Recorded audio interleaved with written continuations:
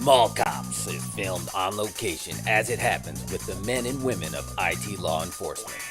All software is innocent until proven guilty by a full malware scan.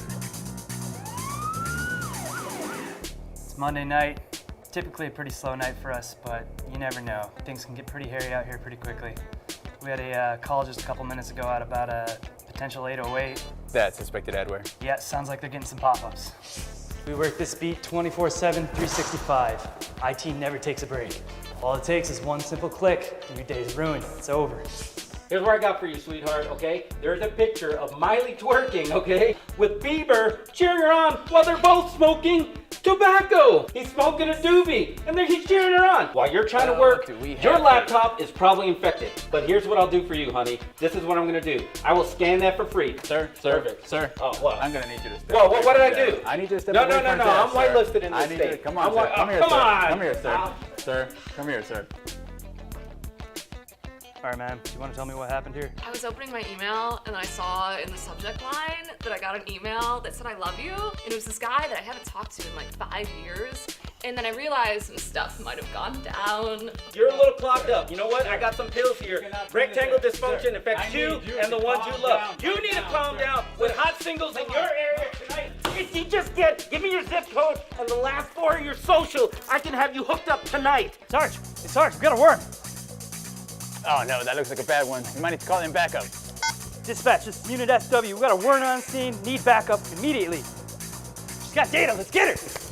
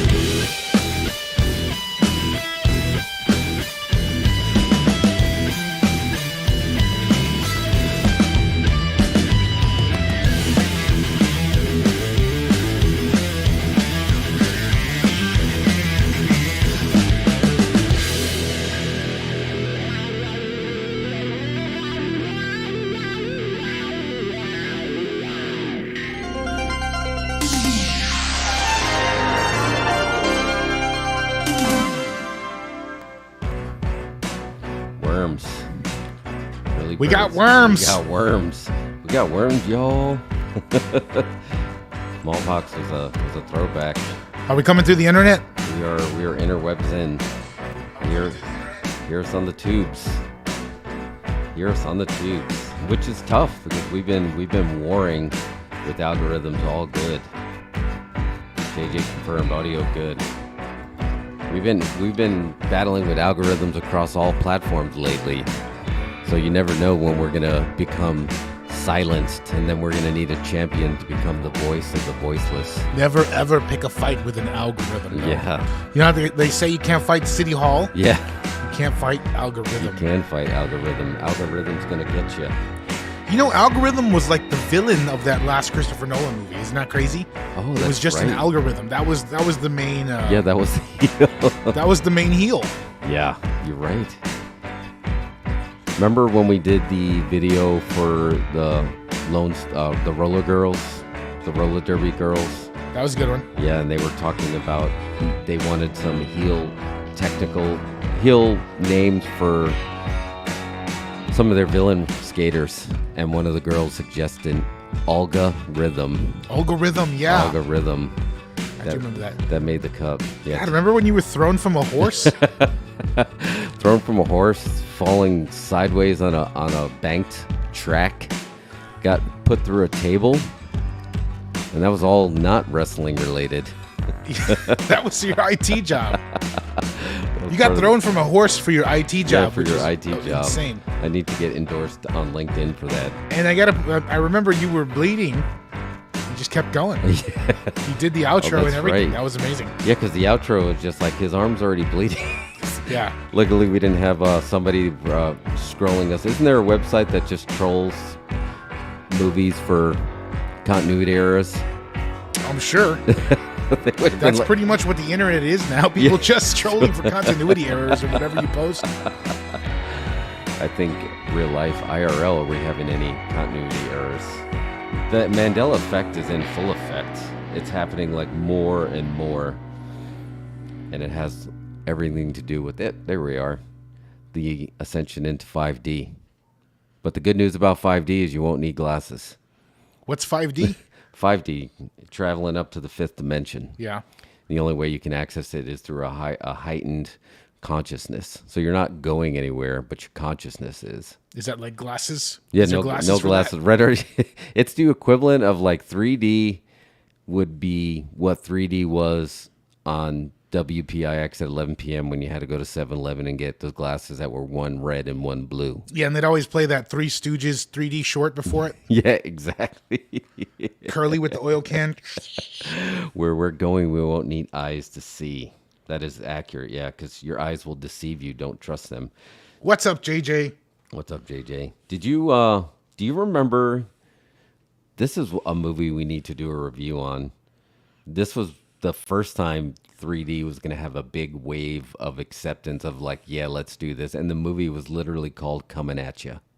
Oh, yeah, I saw that. You saw Coming At You in the Yeah, they theaters? did a revival at Alamo, man. It was awesome. They did? Yeah. With glasses? With glasses, and it was in 3D, yeah. What? Yeah, they played. It was great. Back in the golden age of Fantastic Fest, that was one of their big ones. They still have the poster up in the theater. Oh my dude, God. that's like the best 3D movie ever. I would 100% go see that. I watched Jaws 3D during Shark Week, and that 3D was rough. Yeah, something was wrong with the way they shot that, because there's no good copies of that anywhere. No. Of Jaws 3D. No, whether you're watching it on AMC or streaming, it Looks like an SLP recorded video cassette. Yeah, it does. That it's just recorded after My Stepmother is an Alien and before Bloodsport. You have Jaws 3 in the middle. What a killer cast too. You had Dennis Quaid and Louis Gossett Jr. Will you think they'll ever go back and fix that? Like, will that become? No, I don't think it exists. I think they shot it in like a technology that was experimental, and there's no quality footage of it. Oh wow! So that would take Martin Scorsese and all his friends to probably try to all they that got is one. The weird 3D prints they sent to theaters, and that's what they're probably basing the TV versions on. Oh man, I would go see it in theaters. But are you going to go watch Jaws in IMAX? Yeah, that's coming out. Yeah, 100%. They haven't put the dates yet. Right now, it's only going as far out over Labor Day weekend for E.T., which I won't go see in IMAX. You know, last time we were talking about the Video Archives podcast, and I thought you said that Quentin Tarantino doesn't like Jaws. He loves Jaws. He said it's the best movie ever made. Oh, I didn't say that. Did I say he doesn't like Jaws? I thought you said that he wasn't a Jaws fan. Oh, no, I don't remember saying that. Well, anyway, he just said recently that Jaws is the best movie ever made. It has to be, right? I mean, it's definitely on top of my list. And knowing everything that went into it and how many happy accidents, and he was ready just to say that his career was over, Spielberg, and then it turned into what it is now, which is coming up on its 50th anniversary. Can you imagine? He spent like the entirety of that movie ready to blow his brains out because everything was constantly falling apart. Yeah, and he just had no idea how lucky he was. I'm really considering probably heading up to Martha's Vineyard on that 50th anniversary. I know on the 40th they did something special. I'm only assuming they're going to do something on the 50th. You think? Yeah, that'll be worth that trip. I sent you a picture. They have a really old-looking theater that looks like a movie theater that would be in an island, and it's literally when the ferry comes over from the Cape to Martha's Vineyard, and it's right there. And I was like, I would buy that and just show Jaws just around the clock. Just around the clock. Just have people just come in there, take a break, and sit down and watch Jaws. 100% would do that. But all right, speaking of killer beasts, let's talk about Prey. Let's jump right into Prey.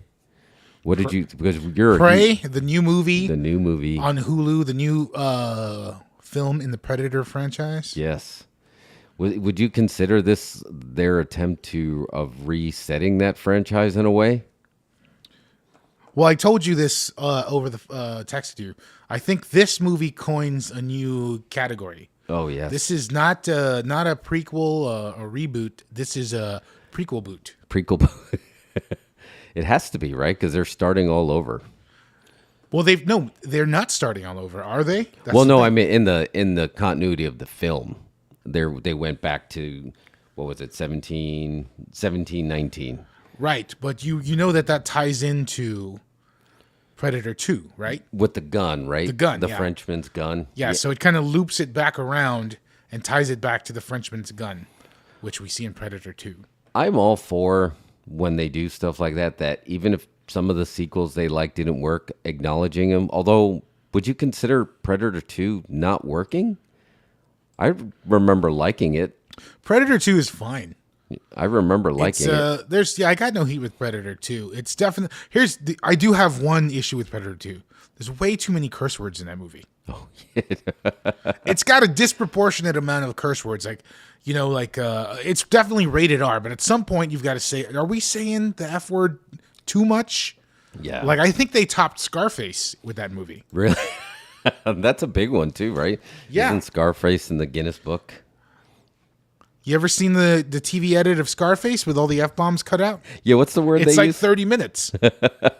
What's the word you use? You told me the word that they replaced the F-bomb with. I don't remember. Yeah, it was a funny word that they used to replacement. It was really funny. But yeah, going back, I enjoyed them going back and acknowledging the gun. And do you think this movie was successful because it really, in a way, went back to its roots? So I just feel like that's what they were kind of doing, of just giving that same feel of the original Predator film. Well, yeah, because Predator 1, the original Predator, is by all accounts a slasher movie, right? This is a movie that it comes out, it pretends to be an action movie. It's like look at we're an action movie where we're doing this big raid, and where are they? Where are they? Colombia. Anyway, Yep. and then it just shifts gears into a slasher movie, and they're being hunted by a masked killer, one by one getting taken out, right? Yep. That's what it always was. So with Predator 2, 3, 4, all the other ones that came after that, I think studios, well, whoever producers just felt like they had to amp everything up, raise the stakes even higher, and take Predator out of the jungle and put him somewhere that you wouldn't expect. I think Predator 2 worked. He's in the city, so it's like, okay, the concrete jungle, cool. But after that, I was don't that think part of the tagline? It should have been if it wasn't the concrete jungle hunt. I don't know. I mean, Fox. It's too bad for Fox. I wasn't around. Yeah, that's right. Working, But yeah, and I think that this one sort of said no. It's instead of upping the ante or trying to up the stakes here, or not even up the stakes, but just up the situation. Let's just pull it back down to what it was in the first one, which is a slasher movie. Yeah. Yep. And they're being taken out one by one by this masked killer because that's what the formula was initially. No, you're right. That's exactly. I guess that's why it worked. Jesse the Body Ventura came out. Obviously he was in it with his he was famous for that, his machine gun in there, the heavy gunner Blaine, old painless gun. He came out and endorsed it. He loved it, which was So did great. Bill Duke. Bill Duke did. And here's one thing I did not know. Love Bill Duke. Sonny Landham, who played Billy. Dan Trachtenberg said that he was the inspiration for this. Now, how cool would it be if you can go back and trace Billy's lineage back to this Comanches that were a part of this film? It's going to happen in the sequel. It can, right? 100%. And I don't think you can take anything away from Amber Midthunder. You just forget it. Her quote just went way up. I mean, There were some people before this came out, and I heard a little bit of scuttlebutt coming out of Comic-Con that they were a little upset and that they had a smaller, more petite female not being able, that it was going to go one-on-one of Predator. Like this was going to somehow diminish the Predator, which was not the case at all. That was actually the plot of the film, was she was the prey and she outsmarted him. And the true hunters, like her brother, I mean, they were going toe to toe, but it was a big part of the script that the Predator discounted her and did not see her as a threat, and she took that as an insult and finished him off. I thought that was great. You know, folks are on there complaining about, she's a petite lady and she's going to get thrown around by the Predator. All of them were thrown around by the Predator. Yeah, nobody Even wasn't. the fat French guys were getting thrown around by the Predator. So it doesn't make a difference. Yeah. Just get over it. It made no difference at all. It did not take away from the film for me at all. I told you that I was kind of a mark for Amber Midthunder before because she was in Hell or High Water. Hell or High Water. Have you seen that movie? No, I didn't see it. She had a really small part. She played a bank teller where she gets robbed, and she's kind of like traumatized afterwards. Very small part. You wouldn't, but like if you go back and rewatch it, you'll see what I mean. She just stood out in that really tiny role where she was just like so freaked out from the bank robbery that she was having a hard time recovering, you know? And she jumped out at the screen. Yeah, you can tell. She's definitely got something. Yeah, she has everything about. I'm excited. You know, JJ said the era of the 90s dropped a lot of F-bombs hard. I'm curious because there wasn't a lot of curse words in this, but I want to watch the Comanche version. There's going to be one that's going to drop 100. That was the only other complaint I heard where some people are like, why are they speaking English? And this was the equivalent of Kevin Costner doing Robin Hood without an English accent. Man, if Dan Trachtenberg, the director, had shot this entirely in Comanche as is, like I would have bended the knee at that because that would have been fucking awesome. Damn, I can't curse. Because there is a Comanche version on Hulu, but it's just dubbed. Oh, okay. I tried to watch it, but I couldn't. It was dubbed, so it doesn't line up with the mouths. But I thought he said that they all came back and did all of their dialogue in Comanche. For the dub. Oh, for the dub. Yeah. So had they shot this movie entirely in Comanche, that would be such a baller move. Oh, man. And it would be great. It would be so perfect. But, it's a Predator movie. They got to make money. They got to be top of the funnel. So well, I think it would have worked though, because you think about it, the Frenchmen, they didn't speak English, and even their dubs were actually in French. Yeah, but then they've got the translator who's like, I can speak to the Comanche, and then he's speaking English, which was kind of weird. Yeah. I think that's just, that's a weird thing to navigate, I guess. But man, had they done it all in Comanche, that would have been hardcore, and I think that would have put this movie in like Criterion Collection. Yeah. Kind of stuff. No, I totally agree. I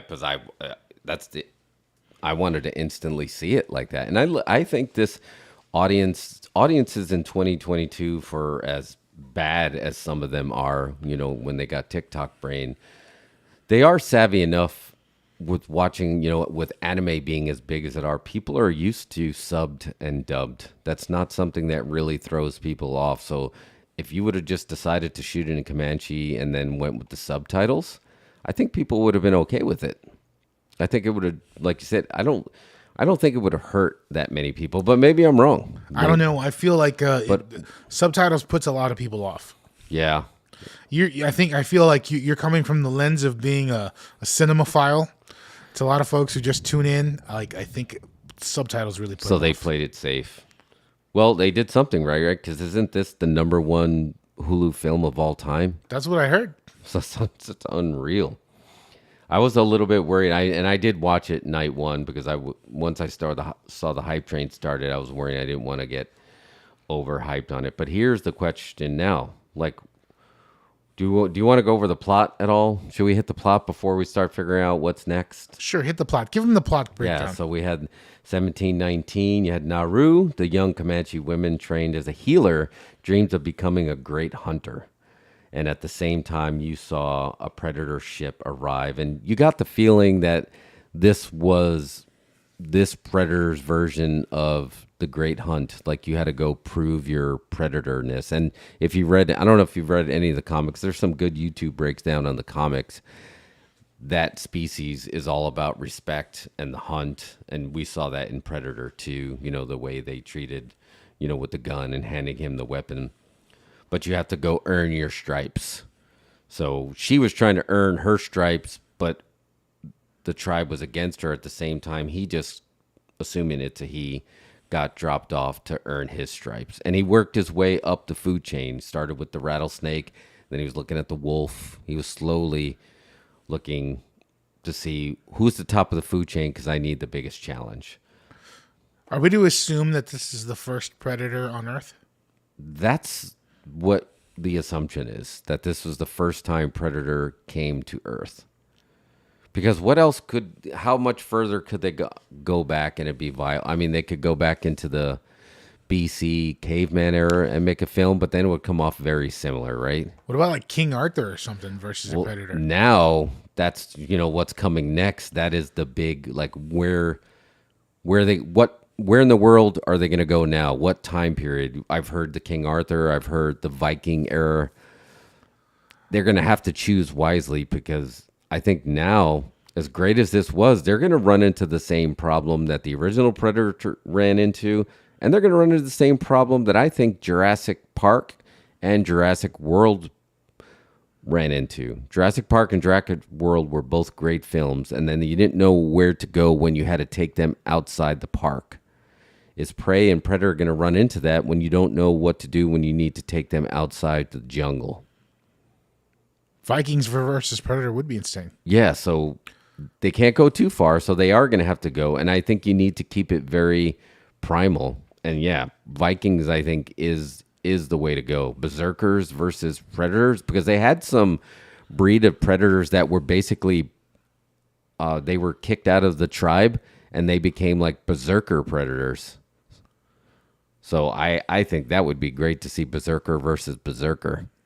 I think they did a really good thing. They revived the franchise in a way that Predator versus the Northman, yes. Oh man, can you imagine, like, there'd be scenes where, like, you see Predator heat vision, and then the Northman is like tripping on mushrooms and seeing the Predator in his own heat vision. Oh yeah, going back and forth. I would love to see it. You know, I would love to see it, but yeah, I think they took it. They dialed it back. They took it to a new place where they can start over, because rather than up the ante, you dial it down, right? Yeah. And so they can do a lot with it. I could see, like, with it, I feel like there's going to be a sequel, right? Did you watch the credits? Yes. Oh yeah, because it showed when they showed the drawings. The drawings show like ships coming back. And I guess if they're going to maintain continuity, the Predators get that gun back eventually. Yeah. But you could do like an anthology where you just like go like X-Files or something, or Twilight Zone, where it's just like different scenarios where a Predator gets dropped in. Anywhere. Yeah, I think that would work. You drop one in on King Arthur, Excalibur versus Predator. You drop one in on some caveman. Maybe there'll be like a really, really caveman-esque Predator with like, that, I don't know, shoots bones. Shoots bones. I mean, I'm all for it. I think they're going to try to keep her in there, so that is going to have to somehow keep the continuity. You've got, Amber Thunders, they're going to, yeah, totally. I hope they inked her in for a 3-picture deal, because she's about to, you're right, her quote's about to skyrocket. I think it would be fine if you want to keep it within that time period, and then you have, would you send back a bunch of other Predators that would go hunt down and find out what happened, and then you have Comanches versus Predator, but now they kind of know what to expect. Well, so you may have the parent Predators. Parent Predators, yeah. This was probably Junior on his first hunt. And yeah, he got beheaded. Yeah, and he got.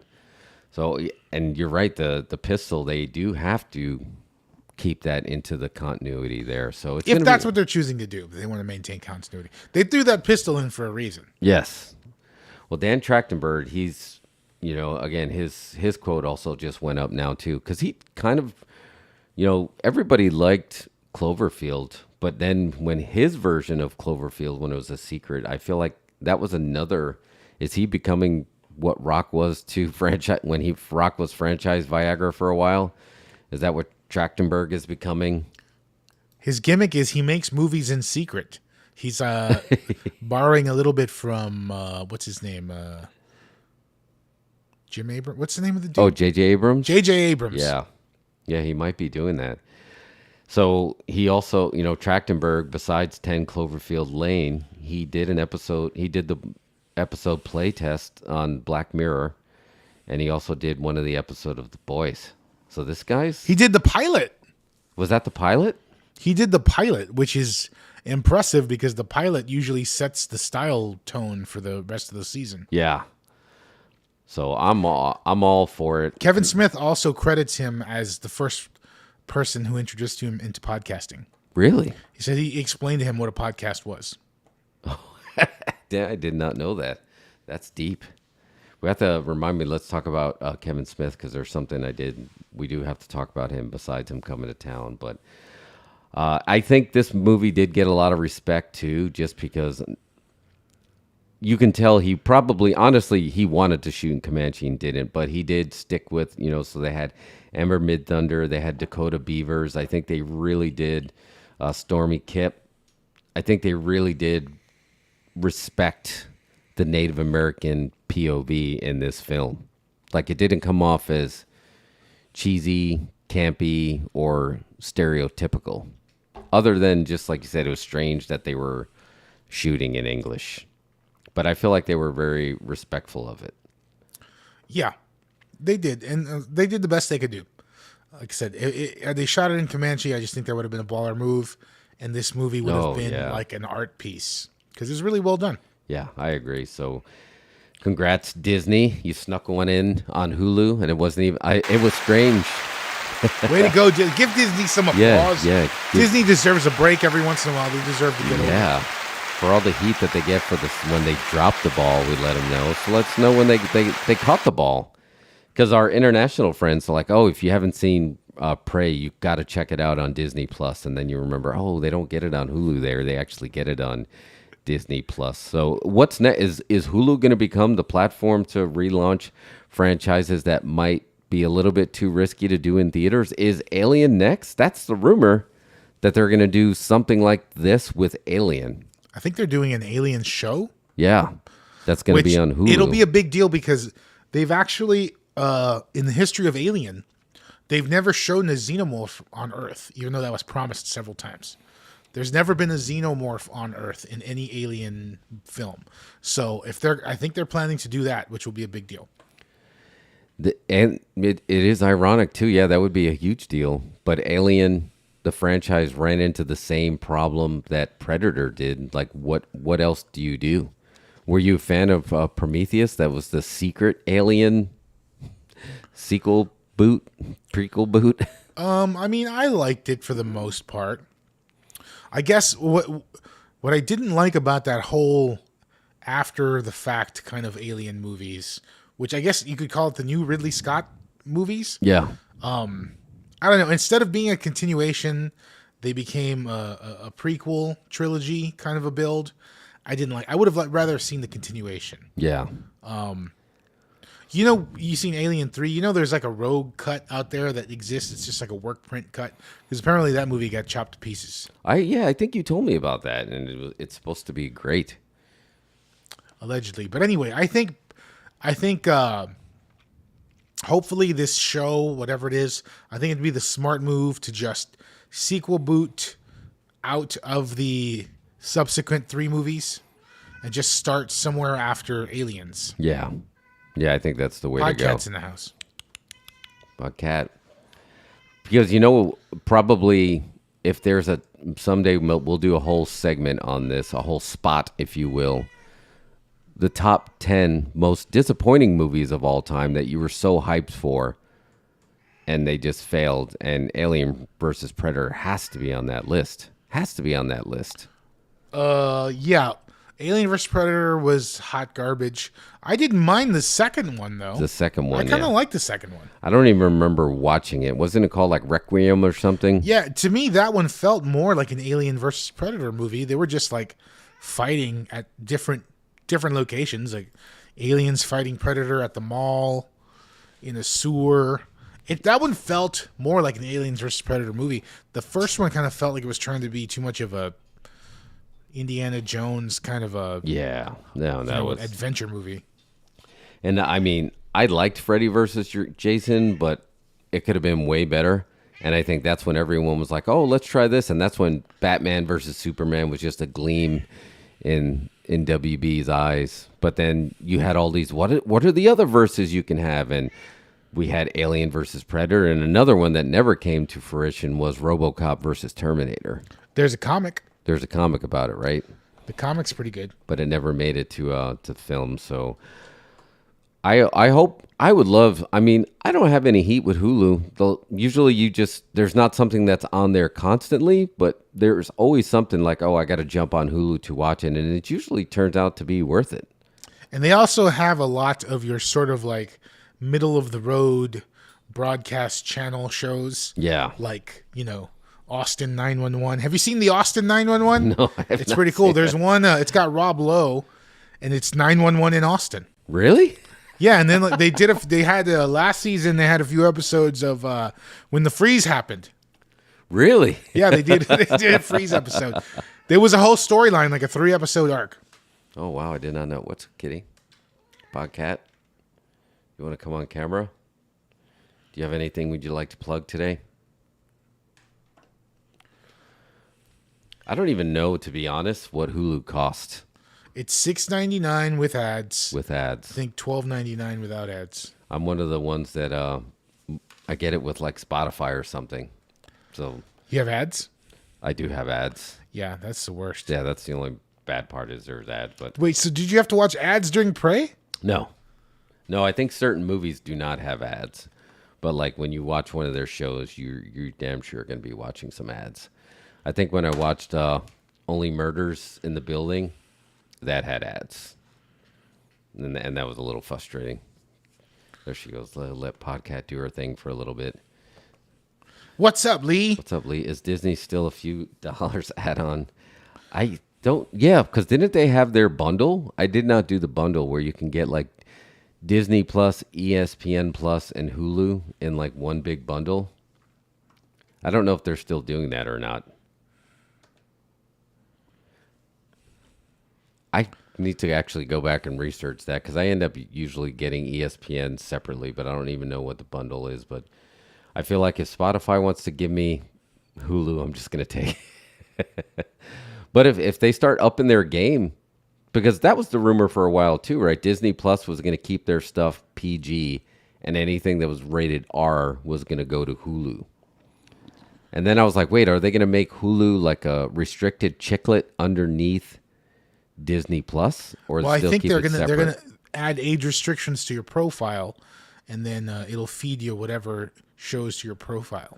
Oh, got it. Yeah, because I didn't know how they could cut that off because we talked about the HBO Max is doomed, but it's not just going to be a cable channel. Supposedly, it is going to just be a chiclet under whatever this new app is going to be. Because I don't think they can't call it just Discovery Plus. Because I have Discovery Plus too, which I don't mind because I'm a mark for Food Channel and Travel Channel, and HBO is going to be a chiclet under that. But I think they're going to call it something else. So, is that as the streaming wars continues, does Hulu become a Disney Plus chiclet? I don't think so. I think it's got its own thing. Lee says I think it ended. He's getting bitten for 2 channels that he don't really watch. That's happening with a lot. Although I take that back because everybody has Disney Plus and doesn't watch it. Yeah, nobody watches it at all. Well, you wait for you're paying for the big shows. You're just waiting until the new Star Wars or Marvel thing comes out. Yeah, and then the rest of it is just High School Musical, the show. Are you well? Did you watch Buzz Lightyear or whatever? No, is that on there now? That's on there now. Oh, I do have to. I heard it has a good time travel angle, and I heard it's better than it's getting a lot of heat, and I heard it's better than it getting that heat for. But I'm just confused because these windows are closing so fast. Like Elvis slipped by me and I didn't get to see it, and Lightyear did, and now you're telling me that I can watch both this weekend. No, they pushed Elvis. Oh, they pushed Elvis? Yeah, now no, that's another thing with Warner Discovery is they're like, we don't want to give these movies up for free on HBO Max anymore. So they pushed Elvis to like September. Oh, really? Well, damn, I was going to watch it this weekend. Oh, the Orville is now on Disney Plus. Oh, yeah, that's the Family Guy, what's his name, show, right? Seth Meyers. Seth MacFarlane. Which I sometimes get confused with Todd McFarlane. So, but speaking of movies, I think this is a good pivot into our spot for show and tell.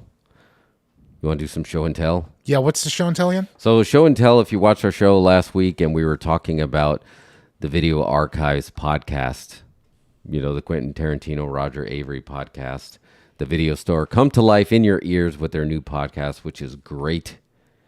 And then we just started somehow going into movie formats, and I told you about a movie format that you were not familiar with, that somehow it snuck in that very razor-thin window between VHS and DVD. There was a lot of technologies in there. Yeah, because it was a war. Before the streaming wars, it was format wars. Was there a war before VHS versus Beta? I don't remember if there was a war before them. I mean, there was like a film war back when people were shooting on film. It was like Double 8 and Super 8. Oh, yeah, Super 8, that's right. Why is there so many wars in entertainment? I thought we were supposed to be entertained here. But anyway, I don't want to get off track. This one was actually called MovieOnCD, full-length feature for your film. And I mistakenly thought I bought Friday and The Mask, but what I actually bought was Friday. Just get that on the close-up gimmick there. Oh, podcast mood or sign. I think that should get us right there, right? Hold it sideways. Oh, yeah, it's just sideways there. MovieOnCD. So we bought Friday, and we bought Smokin'. We bought The Mask. How much were these? What year was this? This was probably... Leave it in the shot. So, it was Windows 95. I don't know the actual date. Let me see. So this was a disc specifically to play on Windows 95? Yeah, well, it even says feature film right on the box. It does. Well, hold on. Let me get the real ones on. So take the gimmicks off. So I'm gonna read the back to you here. So it's full-length feature film for your PC, and it's actually 2 disc. It's a PC CD-ROM for Windows 95 and Windows 3.1, and it looks like the company was serious. You can go to MovieCD.com. We should actually see if they're still alive. MovieOnCD is easy to use. Everything you need is on the disc. The on-screen remote controls the functions like a VCR. MovieOnCD uses the new Motion Pixels video compression technology to deliver great-looking video on your computer screen. It's full screen, full motion. So the bullet points are: watch movies, music videos, comedies, cartoons, and sports. Works on your home, office, or portable computers. Use while you're away from school. While you're away from school? No, I can't read because I'm illiterate. Use while you're away from home, at school, on planes and trains, and in cars. Watch a MovieOnCD while using applications such as word processing, spreadsheets, email, the internet, and others. It doubles as an extra household VCR, ideal for kids. Take a break from work just for fun. How incredible is this? Minimum requirements were Windows 3.1 or Windows 95. You had to have a 486-66 processor. You had to have 8 meg of RAMs. That's right, 8 MB. Hard drive space. It doesn't even tell you how much. Hard drive space. Double speed CD-ROM. Local bus video adapter with 1 mega RAM. 128K level 2 cache. And 100% Sound Blaster Pro compatible sound card, mouse, and speakers. This is completely unplayable, right? We can't put this in anything. I think if you had a CD, you can play. I think it'll actually play in a DVD. In a DVD? I don't know. It's a CD-ROM. But I think it'll convert up. No way. Does that tower have one? Should we try it? This tower doesn't have a disk drive, no. Oh no. I wish we should have brought one. So I don't think it'll play. I don't know. Let's see. So it's a double disc. $5,000 for 12. I like how the discs are exactly the same. Yeah. They didn't even get the idea to be like, let's put one scene on one disc, another scene on the other disc. No, let's just print them both the same. It was cheaper. But remember when What did this cost? Oh, man, I wish I would have kept the price tag on here. I want to say it was like $20 per movie. It was like the cost of buying... Oh, no, that's the mask. I just remember watching it in one of those white towers. That just like they don't even make anymore because I don't even know what that color of those towers were before they came to sleek black. Oh, let's see if it actually has other films that were on here. Is that their library of titles? What is that? Oh, this is the instructions. Because if it doesn't say motion pixels, it's not a movie CD. So let's get a close-up of that menu and tell me that doesn't scream Windows 3.1 there. Look at that. So you had to load that app on there. I wonder, did this even play full screen on the computer, or was it like a little window? It was full screen. It did, yeah, it did play full screen. Let's pull up MovieCD.com. Oh, I just looked it up. I don't think it exists. It's Is it just movie CD? Yeah, MoviesCD.com. Movies? Yeah, Sirius Publishing had been creating quality CD-ROMs titles since the early 90s with the introduction of the multi-packs, which started a new trend in computer software marketing.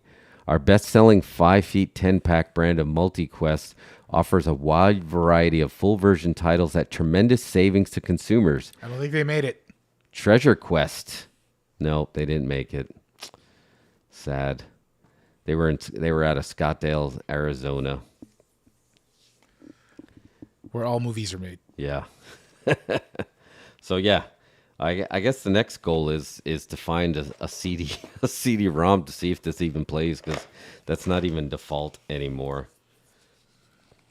There is some quick troubleshooting, which I guess was the equivalent of tracking. Playback is jerky, means you have too many applications open on Windows 3.1. Dropping frames in Windows, but not during full screen. Pausing on notebooks. No sound on notebooks. Video looks grainy. We never got any of these with our VHS. We didn't get any troubleshooting. No, it was just like, watch it how it is. Yeah, exactly. It's like you got a tracking button, and if that didn't work, you were screwed. I can't even imagine what the quality of that is. It's got to be, is it less than VHS? What, does it have a resolution on there? Let's see. Well, Movie Pixels is the technology that's behind it. Let's see if it actually gives you, because it says full length, full screen, playback. Windows enlargement style is 32K. You can do single field, 4x pixel enlargement, 4x horizontal lines, 4x pattern enlargement, 9x pattern enlargement, or you can go into 256 color mode. Full screen enhancement is 32K or 64K mode, high color methods. Minimum full screen resolution was, the minimum it would play was 320 by 200, but the maximum it would play is 1024 by 768. None of that makes any sense now. It means nothing. It's just gibberish. It's like in Boogie Nights when Don Cheadle's trying to sell stereos. It means nothing. We should email info@seriouspub.com. It probably goes to a dead, because they had a tech support number. Do you want to call it live? Call the tech support number. 602-951-8405. It's probably somebody's house now. Yeah. Should we call them? Pull it, do you have your device over there? Yeah. Let's call them. All right, we're going to do this live. We're calling Serious Publications to get some answers on movie CD.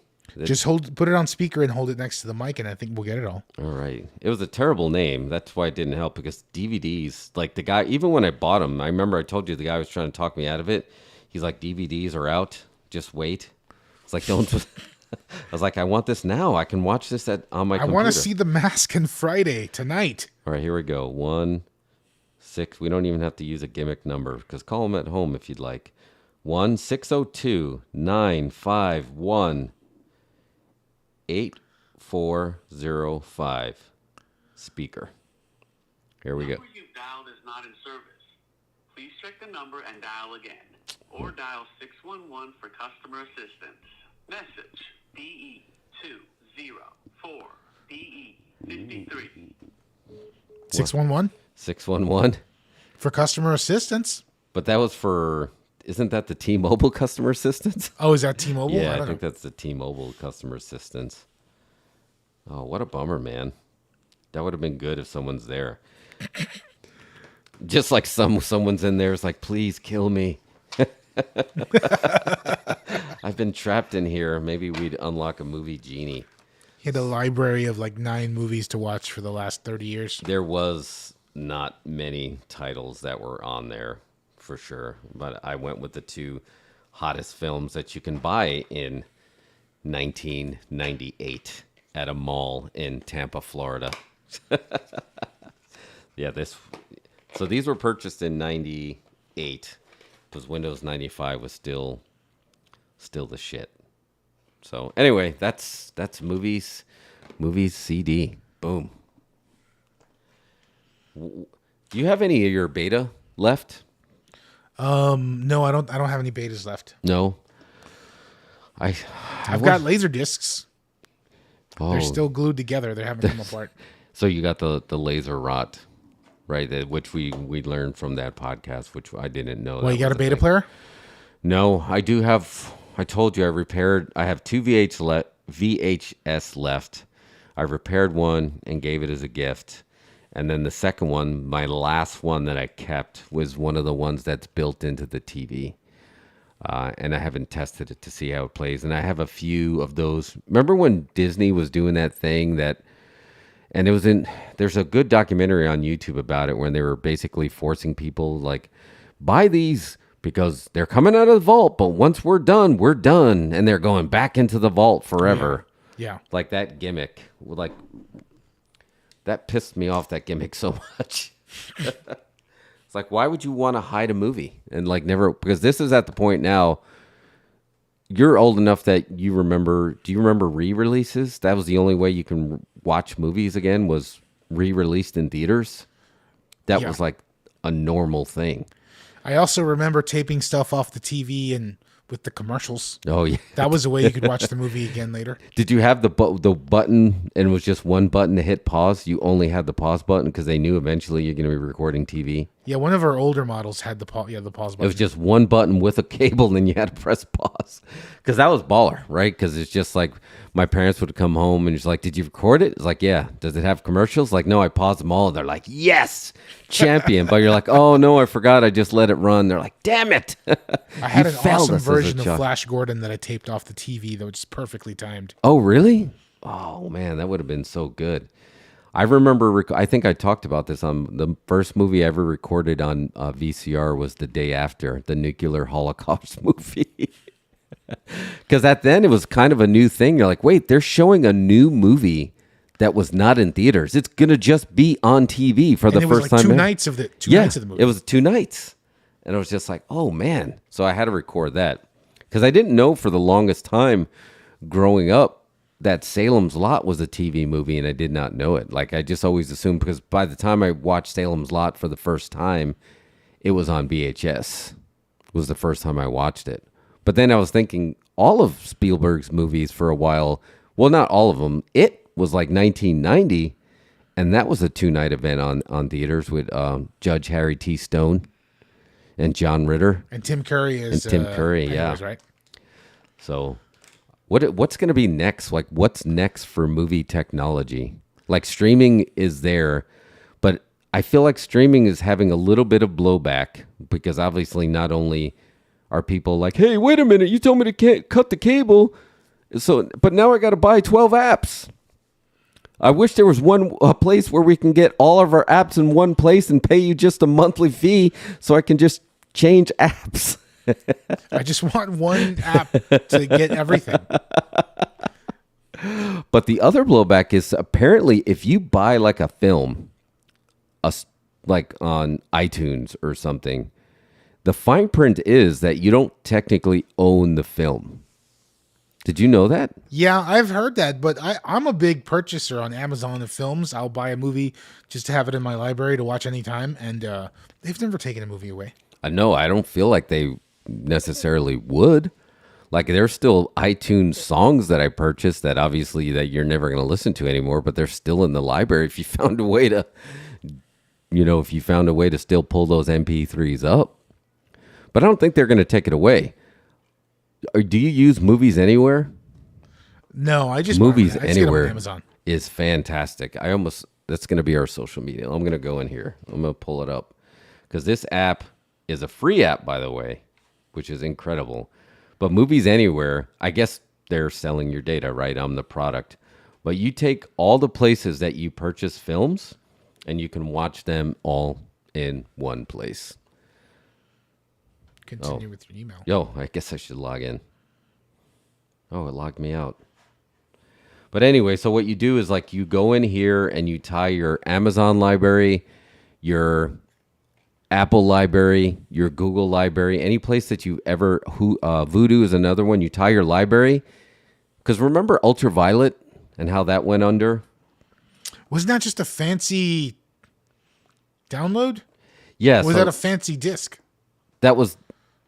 No, Ultraviolet was the online locker, so you can have all your movies in one place. And I think no, I don't remember that. Yeah, Movies Anywhere was basically going to replace that high resolution version, but get all your movies from one app. I don't know. I like it because then you can keep track of everything. So like Flickster moved a bunch of movies, when they went under, and then you purchased, they gave you free movies every time you got like bonus points.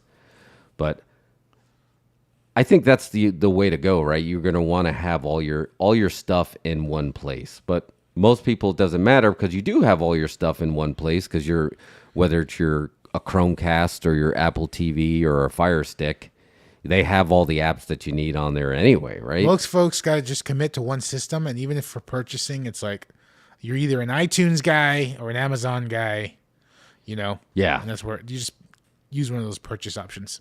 All right, so like I tied all the movies like on my movies in here, so that's like their main screen, and it gives you that continue watching, and then you can go through and see your My Movies that you added from all your vendors. But they have this feature. This is like everyone's like not a big deal, but they have one feature on here that I'm waiting to see it catch on, which is called My Screen Pass, which it has the ability for me to share a movie with you that you may not have purchased, so you can watch it. Really? And see if you like it. Yeah, I like that. So yeah, and so, but again, they got to get all the studios to play ball. So right now, if you go in here, all of these movies that I own are, are My Screen Pass eligible. And some of them were not purchased. Like, believe it or not, they gave me The Thing for free for rating 5 movies on Flickster through Rotten Tomatoes. What a deal.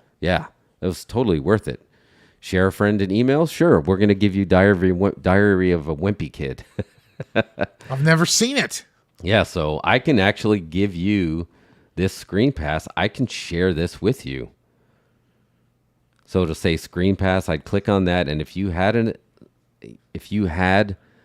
a Movie Anywhere account, I would just hit Send Screen Pass, and you can watch this for free. That's pretty dope. Okay. Yeah. I like that. So sign up. They're not giving us any money. Right now I got 3 passes. I've never used it.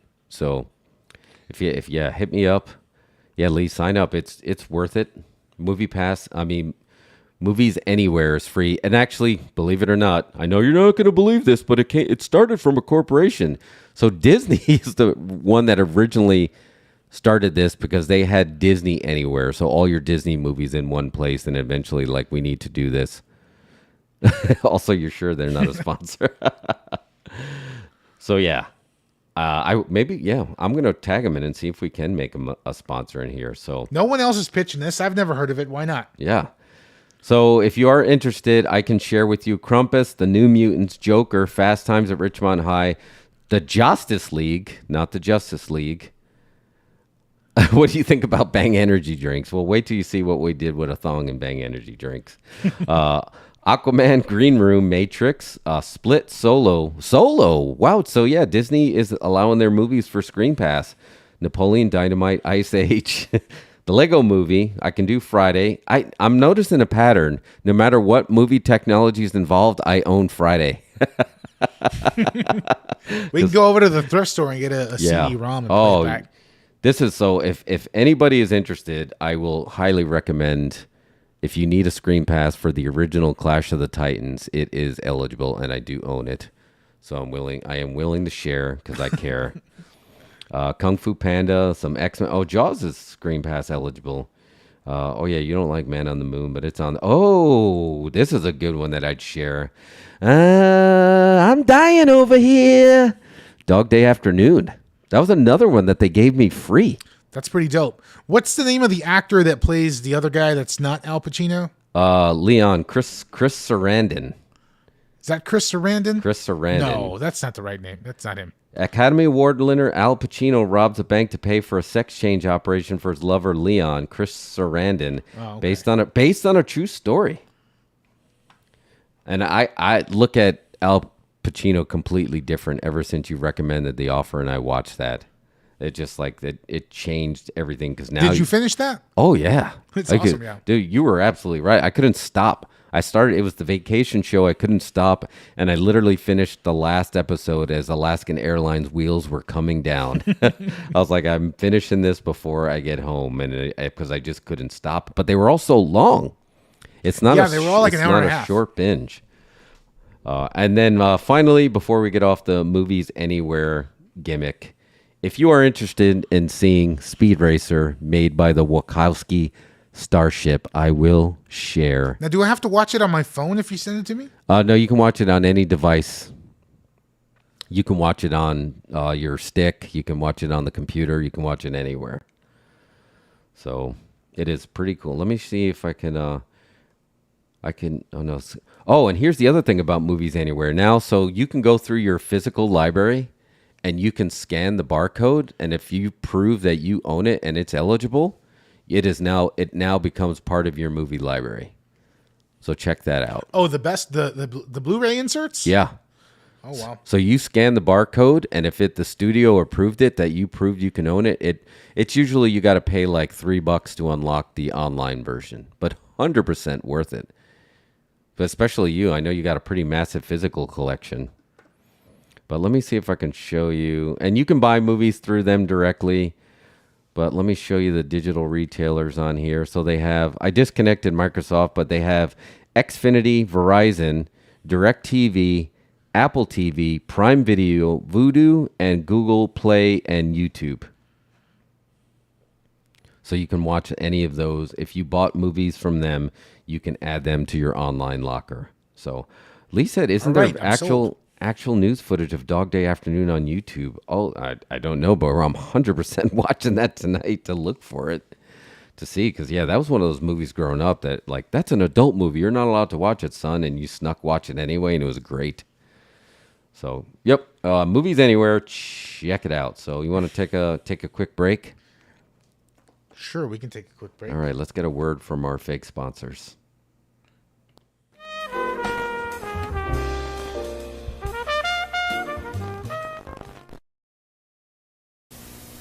Want a beer? Mm-hmm. You know, this is really an interesting six-pack. See how it's completely covered? See the ends? Covered. Mm-hmm. That's so light won't get in. Light can spoil beer. Mm-hmm. And this is good beer, so they don't want light messing around with it. Well, in that case, why don't we turn off the lights?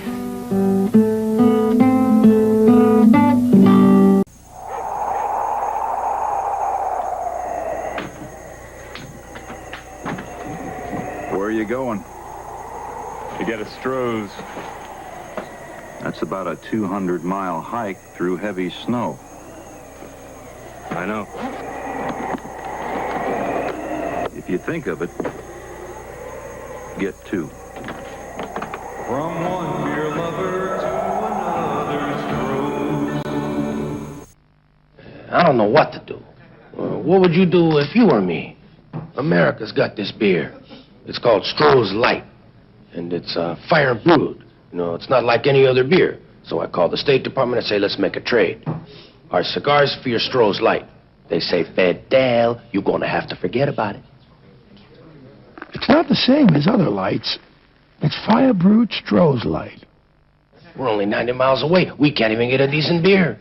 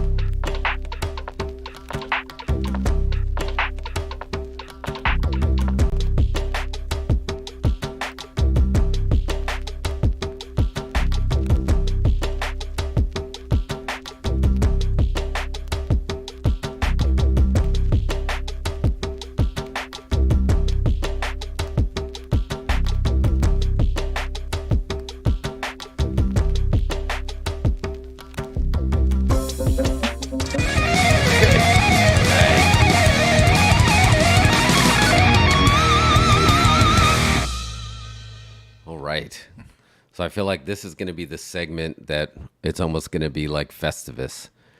It's going to be the airing of the grievances, except we're not talking about people. We're talking about apps. I have a lot of problem with you apps, and you're going to hear about it. So, you know, there's a lot of heat going on right now with everyone's trending to delete Facebook, right? Because they were...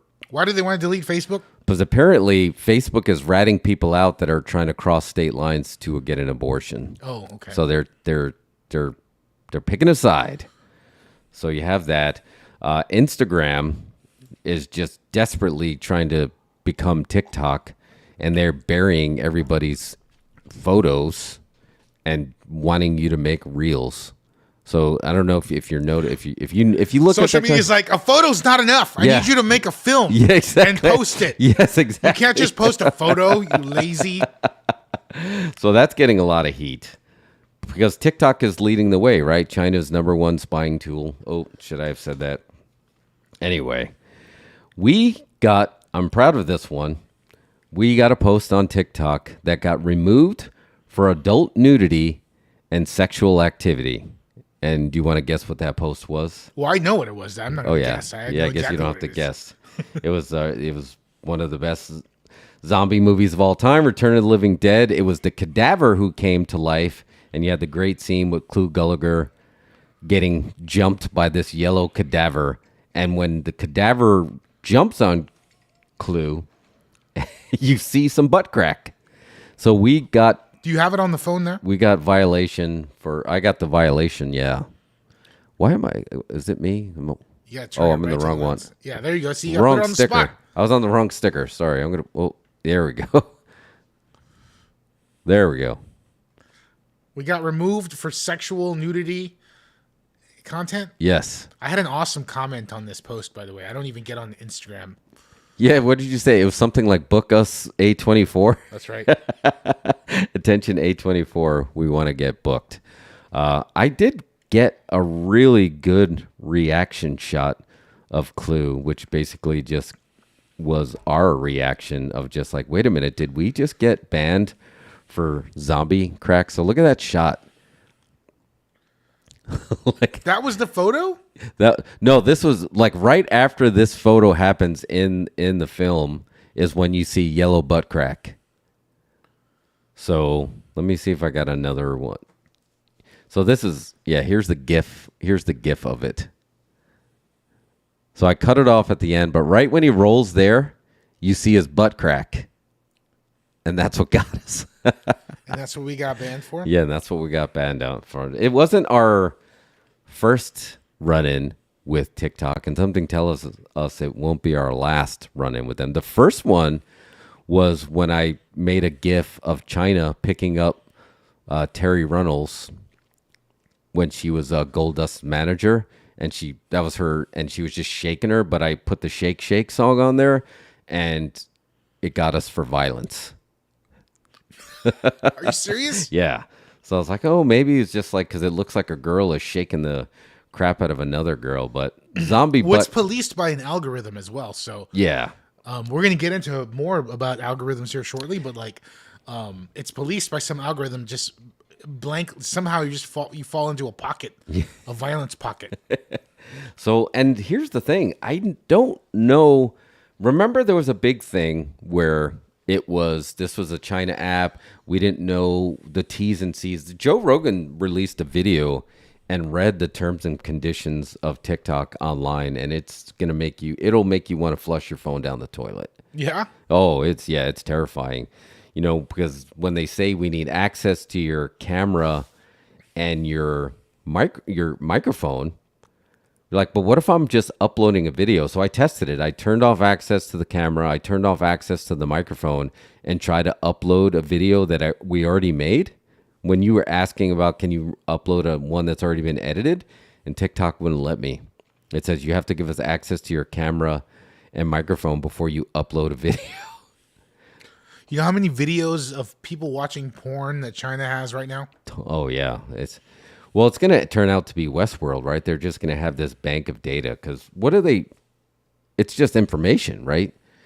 And most of it is going to be benign, but you just like, once they get an AI that can search that, I mean, it's the ultimate search. There was a movie not too long ago that was on called, I forgot the title, but it's basically the premise is, it's sort of a high school movie, but the premise is everybody's phone search history, everything is released publicly. Oh, really? So everybody can see everybody's text messages, everybody's searches. And that just drives the entire town crazy to violence. I can see that because even there's going to be stuff that they're serious, but there's also going to be the stuff that jokes that have no context, right? I think we all have that one friend that your jokes have to cut a little deeper.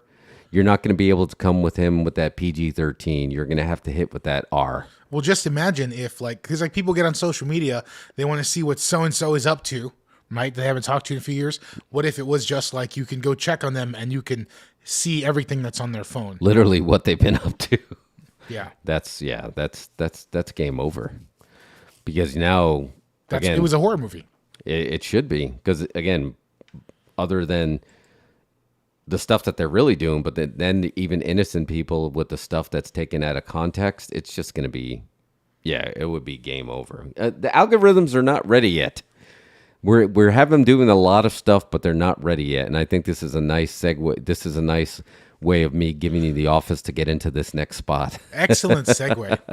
Can you describe what this is? All right. So this is an account that you found that once, and we do apologize to the viewers out there in inner tubes land. Once you see this, you have zero chance of unseeing it, and you're going to just go back there and you're going to be like, okay, what's next? So the account is called, it's on the grams. Let me pull it up here. It is called RoboMojo, and it's RoboMojo _. And what they do is you feed the algorithm a movie title, and then you allow the algorithm to actually build what the movie poster would be for that.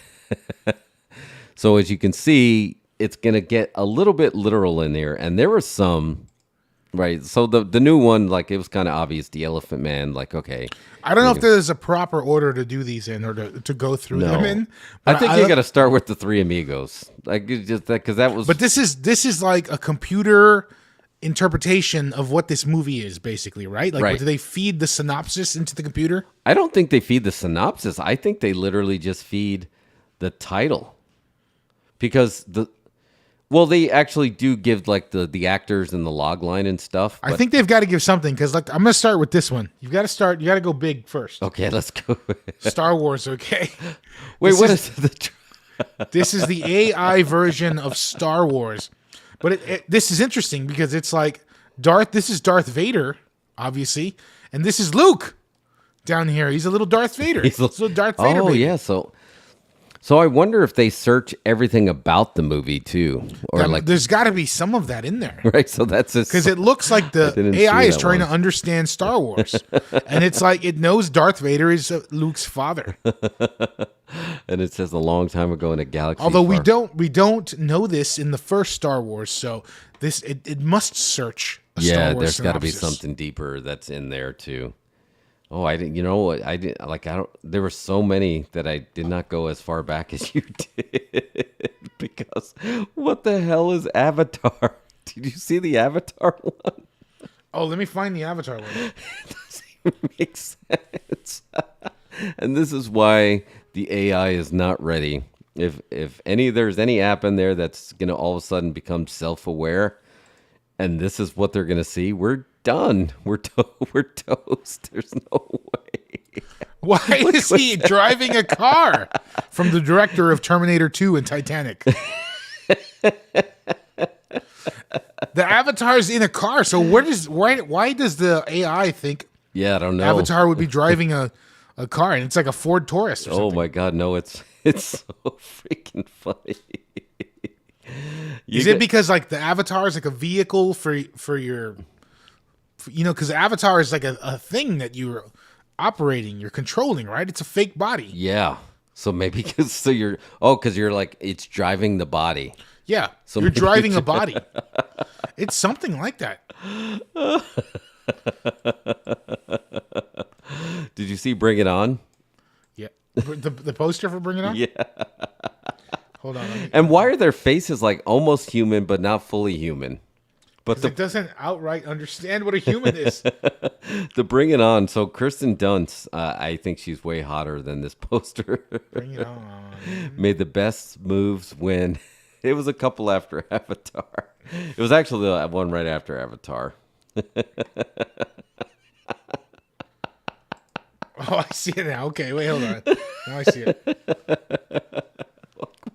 What is that? Why is she? So can you look? Here's what you need to do: pull up the synopsis of Bring It On. Okay, let's do that. And you need to read the synopsis of Bring It On. Or I can read it, but we need the synopsis of Bring It On to understand why the computer thinks this is. Oh, okay. So she's a bull because Bring It On, the film synopsis, the Toro cheerleading squad. Oh, the Toros. That's right. From Rancho Carne High School. Got spirit, spunk, sass, and a killer routine that's sure to land them a national championship. Okay, that's why. So that's why they got her as a bull holding rocks. This literally looks like a David Lynch movie, though. I mean, and there's ones that you understand and you get that are still funny, like Dirty Dancing, having the two big pigs dancing. That's good. No, you got to see. Let's see. I'm going to pull one up. Transformers is pretty good too, because I was like, wait a minute, is that Maximum Overdrive? Sad Frankenstein. It's a little bit of what is the Transformers synopsis, please? Yes, let's look that up. I think that's how we got it. That's how we got to gimmick this. Is that we've got to see the synopsis for Transformers or whatever poster, because we have to tag him, and we might have to interview either the person. Yeah, we'll tag him in this when we we can tag him in it now live, and he'll get it. But like, I think the fate of humanity is at stake when two races of robots, the good Autobots and the villainous Decepticons, bring their war to Earth. The robots have the ability to change into different mechanical objects as they seek to key the ultimate power. Only a human youth, Sam Witwicky, which is Shia LaBeouf, can save the world from total destruction. So that one I'm not seeing where they got Sad Frankenstein as a Transformer. Like, okay, Footloose has a bunch of feet. Okay, yeah, I get that. Oh, was there any that jumped out at you? Oh, yeah. I mean, a lot of them jumped out at me. But we've got to... This is the one I can't stop looking at. JJ, you'll appreciate this one if you haven't seen it. Okay. Emo Primus Prime. Like, why are the turtles like that? They're not ninjas, though. They're like a family. They're a family of turtles. You've got little Kevin McAllister here. You got a sister, mom and pop, spunky sister.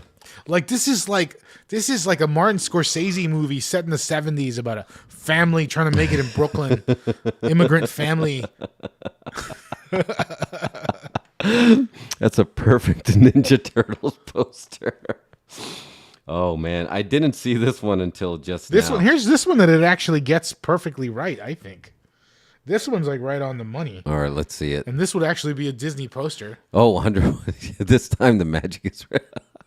Except that the Dalmatians are all kind of stuck together like the Thing.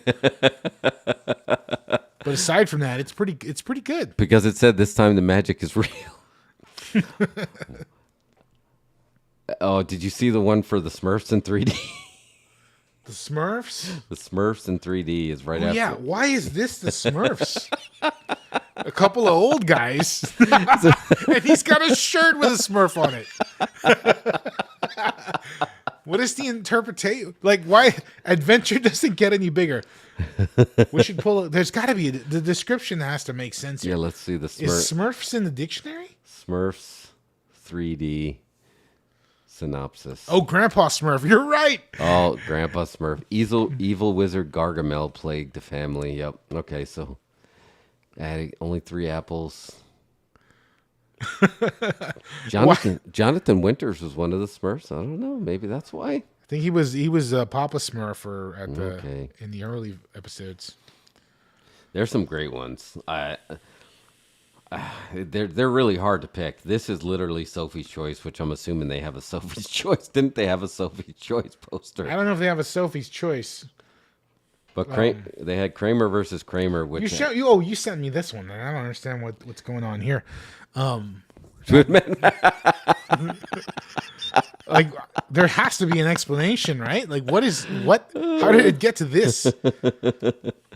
Let's see. Oh, I don't know if you can't. I can't make it any bigger, but you can see their hands are all smashed together. Yeah.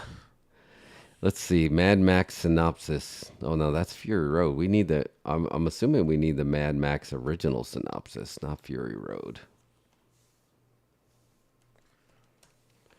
See if we can read that. In the not too distant dystopian future where man's most precious resource, oil, has been depleted and world plunged into war, famine, and financial chaos, the last vestiges of the law in Australia attempt to restrain a vicious biker gang. Max, an officer with the Main Force Patrol, launches a personal vendetta against the gang where his wife and son are hunted down and murdered, leaving him with nothing but instincts for survival and retribution. So I don't know where they got George Romero, George Romero's doppelganger or variant George Romero. I thought it looked like Stan Lee to me. A little bit, yeah. I guess you can see a little bit of Stan Lee in there too.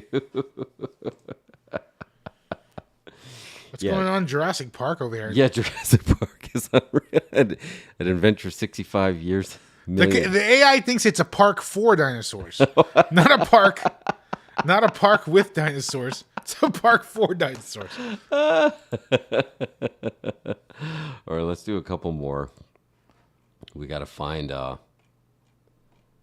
Did you see the Fabulous Baker Boys? This is too hard to pick. This is literally Sophie's Choice. Look at this. The Fast and the Furious is just Vin Diesel standing in front of a car. The AI literally, instead of trying to make like somebody driving really fast or angry, it's just a Vin Diesel mock-up standing in front of a car. That one's got to be based on memes. Yeah, that's got to be a meme when he's just standing there. Because they could have snuck family into that one for sure. Here's Furious 6. We've got... Why can't it do faces? It's creepy. Yeah. Yeah, I don't understand why the faces are so broken. It's very... And of course, you saw your favorite over here. Jaws. Oh yeah, double Jaws. I sent that one out. Mike sent me that one. That one caught us. Like it got some like kind of right, but then it just like some that it's just like way off. Oh man, that Pretty Woman one's gonna give you nightmares because it looks right, but then again, their faces are so disturbing. Why is Richard Gere wearing shorts?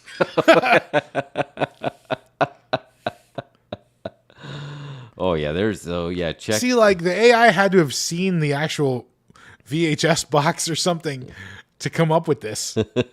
Yeah, because it's got the font right. Or it read the screenplay. Does maybe in the screenplay, Richard Gere wears shorts? It has Steel Magnolias where it has a Terminator in a flower field. I mean, Beetlejuice is a beetle drinking juice. I mean, some of them are spot on. This is a little on the nose, but...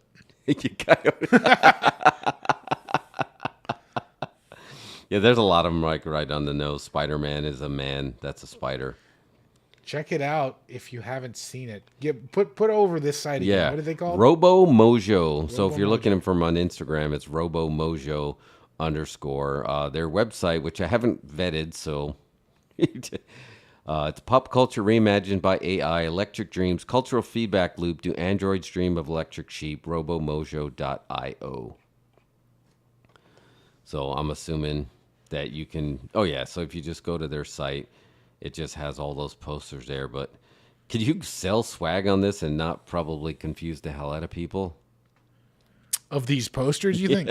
Yeah, if you're wearing these, they're like, I think these would sell in a heartbeat. Yeah, that's totally worth it.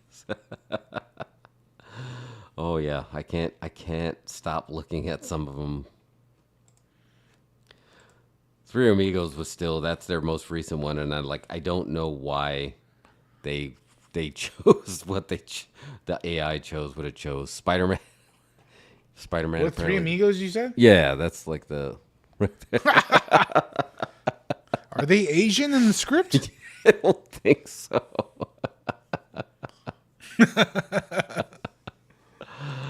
Yes, but that is a version of the poster, because I do remember the poster. Maybe it was for Three Men and a... No, I'm thinking Three Men and a Baby. Yeah. That looked like a version of the 3 Men and a Baby poster, but reimagined. I can see that, yeah. Reimagined as Three Amigos. So yeah, check it out. But the moral of this story is the AI is not ready yet. The AI is not ready yet. Yeah. Do not let it take jobs away from people yet. I mean, the job of basically scouring the internet looking for stuff that shouldn't be on there. If the AI is taking jobs away from folks, you know what I call that? That's hard times. Yeah, that's hard times, Daddy. Hard times. JJ said, have you guys seen the nightmare-inducing last selfie on Earth AI-generated images? I did see that floating around. Here, let's see if I can pull it out. Oh, man. No, it's not ready yet. I mean, Mike Judge knew this was coming. He knew Idiocracy was coming, but he also knew that whacked AI was coming, because remember Not a Hot Dog?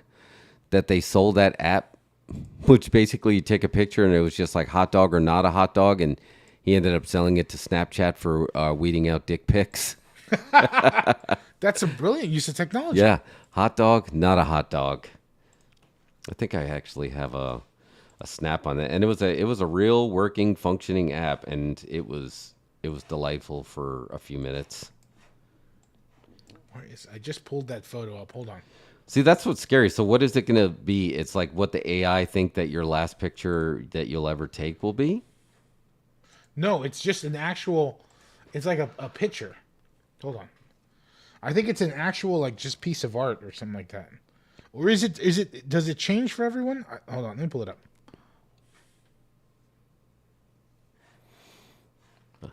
And I do have a... Oh, yeah, go ahead.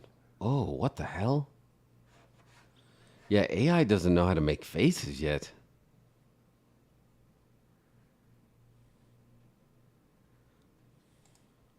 There it is, yeah. Sorry, I pulled it up. No, AI does not know how to make faces. Oh, so it's more like an app you pull up and it takes a selfie photo of you? I thought it was just one photo. Oh man, that's even more disturbing. So it takes a picture and then it makes it like puts you in some. You're not going to survive this. I think that's what it is. Oh yeah, I can't even do that for fakesies. You can't speak that into existence. That's terrifying magic. Yeah, forget that. Yeah, no way. But anyway, that's AI. Yeah, AI is that's not AI ready. for you. Yeah, let's not. What were you going to say about Kevin Smith? Oh yes, glad you said that. So, we're marking out that we got to make our pilgrimage to the new Bev, right? The new Beverly in California. Quentin Tarantino owned theater. There's something about filmmakers that are huge fans of movie theaters buying movie theaters that is just going to feel like it's going to capture some missing magic in some of the theaters. Not all the theaters. Like there's some good theaters out there, but there's some bad theaters out there. So anyway, there was so the other day. But they're going to need some help to survive. Yeah, they are going to need some help. And otherwise, you're just going to have multiplex playing the same shit. So this is exactly. And this is how I came across this. So Kevin Smith posted something on his Instagram and says, "I don't want to." A text that he got from somebody that worked for him. "I don't want to alarm you, but we just got a call to a theater." So this is a theater we'll get into it. It's like the Castle. He's going to be buying a theater is the moral of the story. But the person asked for my manager and asked if Kevin Smith was really buying this theater. They said that if that's true, we shouldn't do that, and that if we did, there would be bomb threats. I've informed Fred Rass, who instructed us to inform the police. My manager had called the police to report it. The number is a California number. I'm sure it was some a-hole kids, but I thought you should know.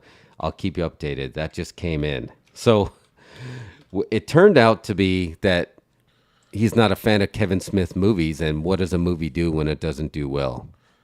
Bombs? It bombs, and that's the threat of bombs.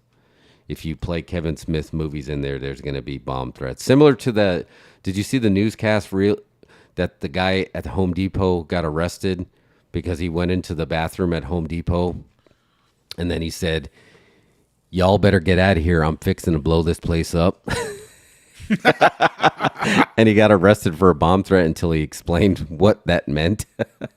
So I think this was their way of saying don't do this. But anyway, it comes down to Kevin Smith is going to be he's going to be renaming it the Smod Castle. Well, he already bought the Smod Castle. Let me take that back. He bought the Smod Castle. He's buying the Atlantic Movie House, which is in Red Bank, New Jersey. So it's like it's over 100 years old. And he's going to be refashioning it, and it's going to be the Smodcast Cinemas, which I thought was awesome. That's like another place. So I feel like we need to just hop in a car and go to these like really known theaters. I got that feeling after being in Portland with the Hollywood Theater. So we got another one to add to the list. It's the Atlantic in Red Bank, New Jersey. I've never been there. I'll show you. There's a picture that's floating around out there, but I thought you might have been to that one before. No. It's the Atlantic Movie House, the nearly 100-year-old movie theater that he used to go to with his dad when he was a kid, that he's buying with a few partners, and he's renaming it the Smod Castle Cinemas. The news of this impending deal broke on Friday and has spread around the internet a bit since then. And people were a little bit worried that this bomb threat was legitimate, not really. I think it's a joke about how many of my movies have bombed. So should I be giggling or worried about the warning of the warning? But I mean, with enough going on in the world, you don't need to bomb Kevin Smith? Yeah, no. You might have heat with him, whatever. Maybe he's done a bad film or two, but you don't need to blow him up. No, absolutely not. And I'm like Clerks 3. I'm still waiting for it. It's going to be coming to town. It's listed. Just tickets are not on sale yet. Here's a picture of the theater that he's buying in 1912. So that's what it looked like originally. That's awesome. Yeah. So I'm all for it, man. Because you can't just have these theaters where Quentin Tarantino said you just can't have a box with a bunch of seats and a nice screen. You have to give people a reason to want to see it on cinema. And I don't like the marketing when they're all like, see it only in theaters, or like you see a lot of in Cinemarks, like watch movies the way they were intended to be. It just comes off as disingenuous when they're saying it. But when the filmmakers say it, it carries more weight. Like, I'm probably going to go see, Avatar in IMAX because I know that he's shooting it with that in mind. I went and saw, Hateful Eight in 70 millimeter because he used 7 millimeter cameras. When the filmmakers say you need to see this in theaters because of this reason, I'm in. When a marketer tells me that we up-res the movie so we can call it an IMAX movie, I'm not in. So I think this is going to just add to the list of reasons why movie theaters need to survive. There's room for both of us. Can't we all just get along? I feel like Mr. Miyagi's enemy at the end of, Karate Kid 2. I was wrong. Hate was wrong. There's room for both of us. There's room to, I'll watch Prey on streaming. I would have watched Prey. Man. Yes, Sato. He learned a valuable lesson. He did.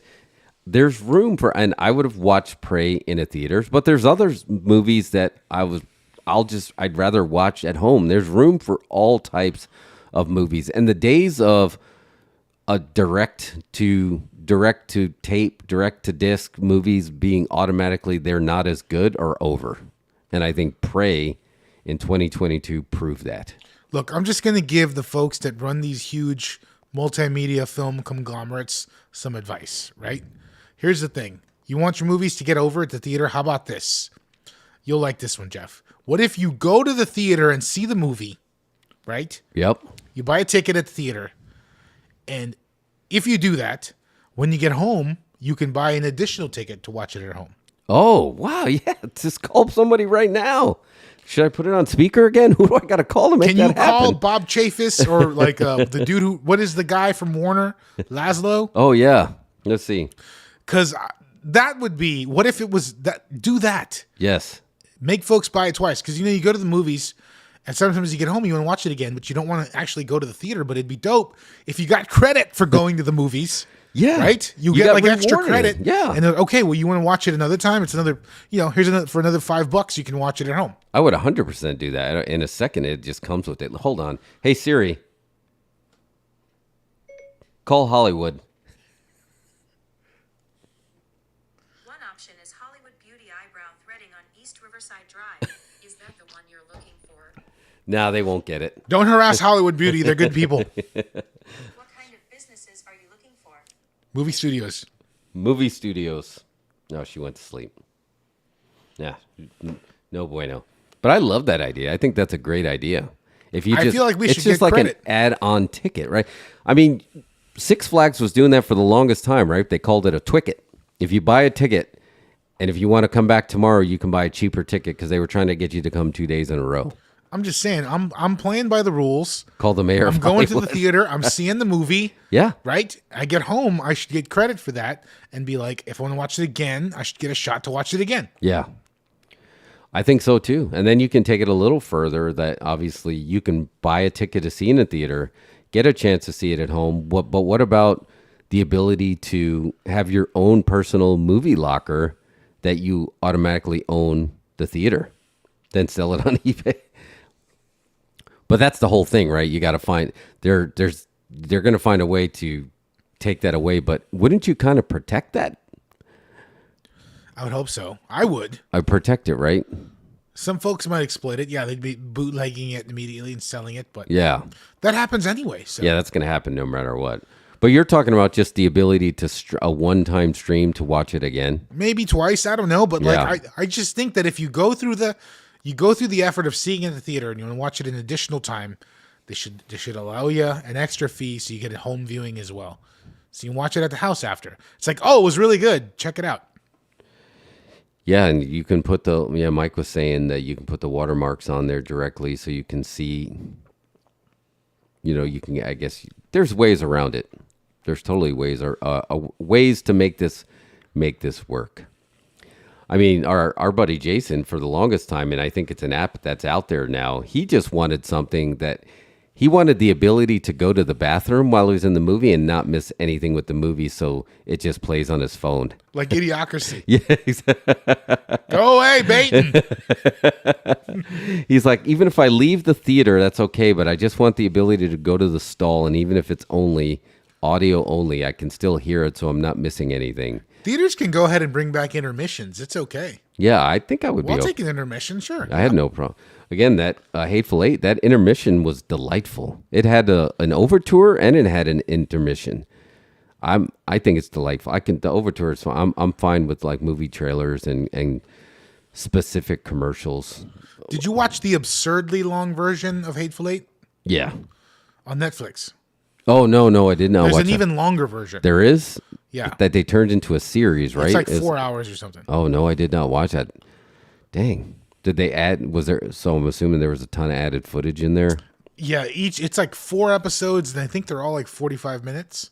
Oh, wow. I might have to add that in there. Add that into the queue. Because you liked it, right? I did. It's probably my least favorite Quentin Tarantino movie. Yeah. Amazingly, my favorite Quentin Tarantino movie is not even a Quentin Tarantino movie. Is True Romance, I think. Is the best Quentin Tarantino movie. Yeah, because that doesn't go towards his tally, his 10, right? It doesn't go towards his tally, but I think that when you look at that movie and when you look at that movie and the characters and everything, or whatever, just the movie in general, after like a lot of stuff came up after Pulp Fiction that was imitating it. They were actually imitating True Romance. Oh yeah, you're right. And I think that that's like an alternate dimension kind of a movie where it's like, can you imagine if Quentin Tarantino's career had gone a different way and he didn't become a writer-director, but just a writer, and you have these movies he's written that were done by different directors and became awesome because he's done a couple like I just know True Romance, awesome. From Dusk Till Dawn. Oh yeah, that one counts, right? From Dusk Till Dawn. And this one, even though he has major heat with it, I still think it's born out of a Quentin Tarantino script, and it made it weird, was Natural Born Killers. Oh, yeah. Yeah, he has a lot of heat, right? He get his name pulled off of there? He wanted zero credit for the screenplay. Wow, yeah. I think he just gets a story by credit. And I understand. I mean, he's passionate about his film, so if he sees something that he wouldn't have done, I can see him going in that direction. But I am surprised he chose that. Mike says it starts with an intermission and becomes a 2-day live event called Theater Mania. But the heat I had with Hateful Eight, and it was I enjoyed the movie, but the heat I had around Hateful Eight, I should say, was knowing that he's only going to make 10 films. I wanted that one. I feel like he did a back-to-back Westerns because we just came off of Django Unchained. And then we had another Western. And I was like, and you're the one that called it later, but I was like, that would have been his slot for a horror movie. I think he's definitely missing a horror movie in his filmography. And especially if he had something to do with From Dusk Till Dawn. I mean, I guess you can count that as a half. You know, if it doesn't count as a 10. But you called it in Once Upon a Time in Hollywood when they're on Spawn Ranch and they're all standing there like zombies. That had such a horror movie vibe. I think hopefully for his last movie, he does something just fuck all crazy. Whether it's a horror movie. I was excited that he was talking about doing Star Trek. I was like, that's the way you go out. Finally make your sellout commercial piece now on the way out and just make a friggin' Star Trek. That would have been great. Yeah. And he's still keeping it, and he's in no rush, he said, either. Like, he lives in Israel now. He's like writing books. Yeah, he's writing books. And now he's doing the podcast. He wants to do a play. Give him Ninja Turtles, yeah. Can you imagine a Tarantino Ninja? Whatever his final film is going to be just huge booking. Oh, yeah. That's why he did. But he's got time to do stuff. Well, we got a poster for him. He can work off that poster. Mike, you missed it. You have to go back. We did the Rojo Mojo AI posters, but the Ninja Turtle ones. Just Quentin Tarantino presents Ninja Turtles, and that's the poster. So I feel like that would be great. I would love to see him do a Star Trek, because I think he would honor it. And it could just be a standalone, not part of any mythology, just like a splinter off there. And I think it would have been great. And everybody was on board. But I don't know. But is that the way to go for your last film in the filmography? I think that from the way I've heard him speak, he kind of feels like Once Upon a Time in Hollywood is his last movie. Yeah. And whatever he does next is going to be I don't know. It's going to be a blow off. Not a blow off. Once Upon a Time in Hollywood was the blow off. Was his end game. Whatever he does next is just sort of like an epilogue. So That's I hope a good way it's to put it. something. I think he should do. We're booking the territories here. Yep. Quentin Tarantino's last movie. He should do like his most commercial thing he could possibly think of. Do Scoob. Do the Scooby Doo movie. Off of it. Do book one of those franchise movies as his last movie. Oh man. And just have complete control. And can you imagine? And it would be the ultimate signature. Oh man, that would be something else. So there's no chance of, and this is probably with his 10 movies, this wouldn't be considered a commercial piece, but in a way it would. Kill Bill Volume 3, that's dead, right? There's no chance of that, even though it's right there in the story. I don't think it's dead. I think he still talks about doing it, but I feel as like a 10th film, or could that be a series, and would that not count? Like if it's not a film, if it's a 6-episode event like Obi-Wan Kenobi, Kill Bill Volume 3 through 6, and he just does 4 films or something, or 4 little mini episodes, I would take that, and that would be great, and that wouldn't be him going back on his word. Mike says Pulp Fiction too. I think that'd be a good one as well. Or he could do like Reservoir Dogs with a whole new cast. Oh yeah, that could be interesting. But I think it's got to be something just weird, something just a long shot, whether it be a big commercial piece or just a sequel to one of his original movies. Like he always talks about making sequels to everything. What if he finally made that sequel, The Vega Brothers? Oh yeah, The Vega Brothers. What if he did Vega Brothers with old John Travolta and old Michael Madsen? That would be something else. Could he do an anthology and he has all these epilogues to all these movies in there? So you have a mini Pulp Fiction sequel with the Vega Brothers. You have a mini Kill Bill Volume 3.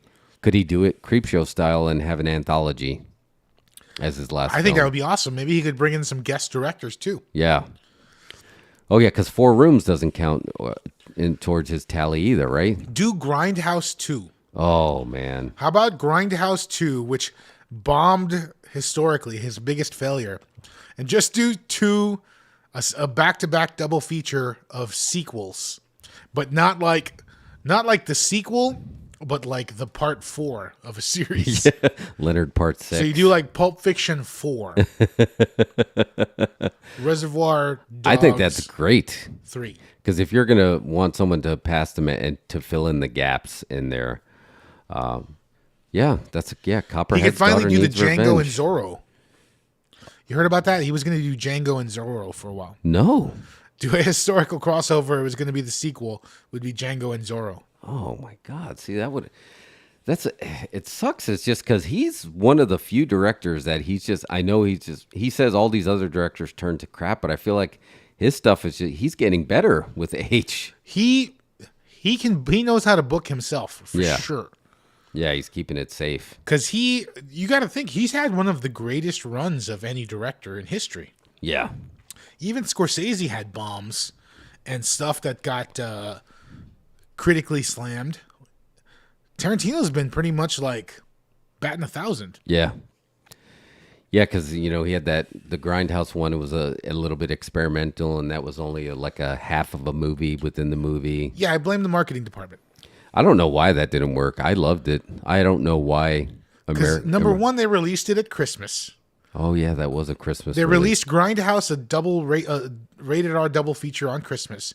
And it was a huge concept to try to explain to people that this was 2 movies. Remember when you went to go see Grindhouse and there was a piece of paper in the window that said Grindhouse is actually 2 full-length films? Yes, I do remember that. I think it could have got by if they'd have left them as an hour each, but, whatever. But it was just a huge concept that they didn't really explain well. Yeah. It was going to take a lot of explaining, and they should have marketed to where going in, folks would have known that they're seeing 2 movies. Was it the Little Caesar effect when people are like, that's just too much food. I don't want pizza, just pizza. And they didn't have an intermission. Put in an intermission for folks to go get more snacks. Why didn't they have an intermission? Folks with that? got to run to their car, get a smoke break going, run to the liquor store, and like sneak stuff in their pockets. Yeah, yeah, that would have been great. I would have. But I had no heat with it. I was there, smiling the whole time from ear to ear for the whole thing because it felt that one was his first foray into making it an experience. Mike's got a few suggestions. Lars von Trier Marvel movie, not another teen movie too. Oh, I got one. All right, I got one. Here's my pitch. Remember when he played one of the Elvis impersonators on Golden Girls? I want to see that Elvis impersonator's backstory, and then he can finally direct himself. I just want to see the backstory. I want to see his Hollywood, him not making it in Hollywood, and then what happened to that character. Or like, yeah, that's a good one. Yeah. How about deleted scenes from his screenplays? Oh. Did you know, like did you ever read the Kill Bill screenplay? No, I did not read that one out. Dude, it's a great read. Like the screenplay where it's just the whole thing, and there's like several scenes missing. But in the original screenplay, Go-Go has a twin sister, and she has a twin sister who tracks Uma Thurman down in L.A. to get revenge, and he actually tracks her all the way back. She ends up back at Jimmy's house. What? From Pulp Fiction. She ends up back at Jimmy's house, but this time Bonnie's there instead of Jimmy. What? And remember, Bonnie's a nurse. Yeah. So she fights Gogo Yubari's sister to the point where she gets injured. They end up back at Jimmy's house, and we meet Bonnie for the first time, and she helps Uma Thurman get patched up. Oh, man. You got to read the screenplay. You love it. Great. That sounds great. Yeah, just make that. Because he's the only one that he's a director that has his own universe, and that universe has a universe within it, right? He says that these are the characters that are real in the universe, and these are the films that they watch within that universe. Like he has two universes in his universe. He was multiverse before multiverse was multiverse, which I think was great. So yeah, I would love Tarantino could easily be in Eastwood and do that, but I think he's going to stick to his guns, and I think it's 10 and done. We'll get a play, which I think a play will be great because he's talking about writing a play for stage. I think that'll work really well. I think we will get streaming Tarantino. We've got author Tarantino in his book. We both read the Once Upon a Time in Hollywood novel, and that was good. A series like a cable series, I think he would kill at. Yeah, I think that'll Give him work. a cable series. He doesn't have to edit anything out. Yeah. And he already writes stuff very episodic, so why not just do that? Yeah, I'm all for it. So cool. Well, speaking of Tarantino, we can take a quick break, but saw a flick this weekend that had a Tarantino vibe to it, like an energy, and it just goes to show how much he's influenced a lot of filmmakers. We're going to talk about Bullet Train. So that'll be the next spot for our go home spot right from after a word from our fake sponsors.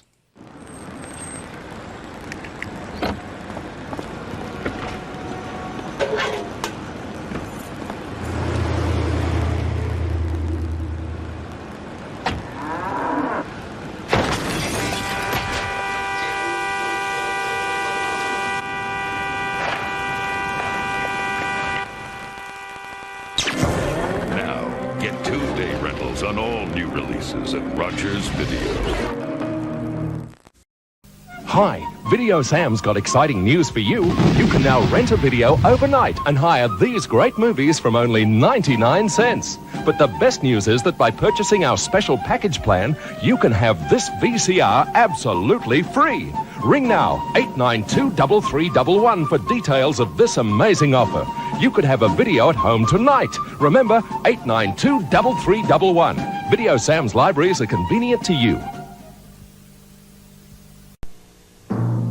Movie tonight on video.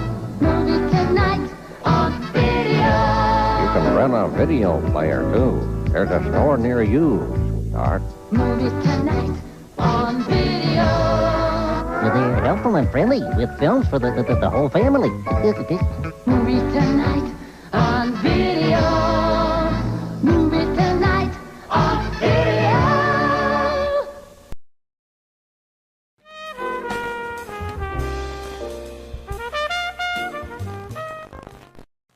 Boy, I'm bored. Don't be bored. Join the party. Call 1-976-8888. There's a great time waiting for you right now. Meet new friends or just listen in. Everybody's doing it. So call 1-976-8888. Where was that party?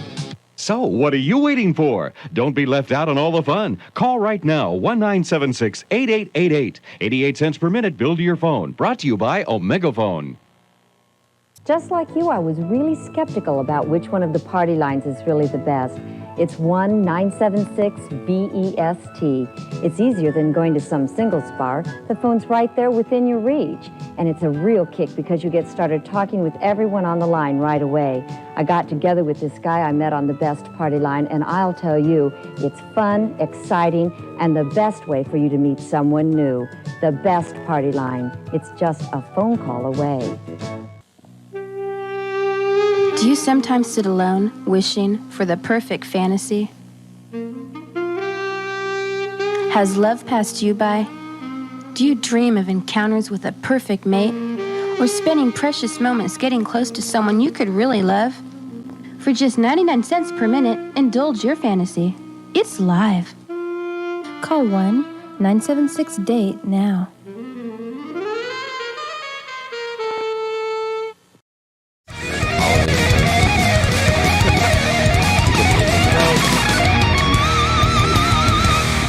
So can you believe there used to be you just call a phone number to get a date? Yeah.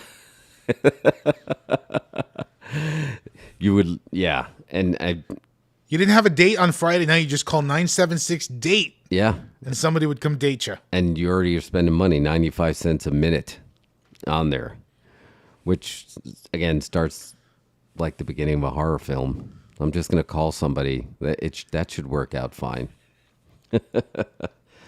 So we were talking about Tarantino, and it just, you know what, August, you were just talking about it, and I think you manifested it. So good job hacking the Matrix. You got to the point with the Northman that you're like, I'm just tired of. I need some original IPs. I need some original films that are not based on anything, and I feel like August is giving us that. Like, are you going to go see Bodies this weekend? I'm a little psyched for it. I'm getting an April Fool's Day vibe. I mean, it's that. A24. Yeah. I'm excited about it. I mean, yeah, I'm going to watch it. But we're at the end of the summer, so I think most of the big summer movies have dropped. Yeah. So now we're getting the ones that they didn't have that much faith in. And I think and Beast, I think, is going to be good. I mean, everyone's like Jaws in Africa, but yeah, it's Idris Elba versus a lion. Like, we've never seen that before. And then the movie that I was trying to pitch you on this weekend, which I think it's still based on a book, but I don't know if it's a very well-known book, is Bullet Train. And you didn't. I did not see Bullet Train, but I do intend to see it. But give me the pitch. So the pitch was, it just had this vibe that I love. Although, was it based on an unrelated 1975 Japanese action film with a similar name called The Bullet Train? But yeah, it's basically a bunch of hitmen that are on this bullet train in Japan. It almost felt like it had the Tarantino vibe because you had all these different stories that were happening around. It also felt like Baby Driver to me because there was very specific music choices for each hitman. And then on top of that,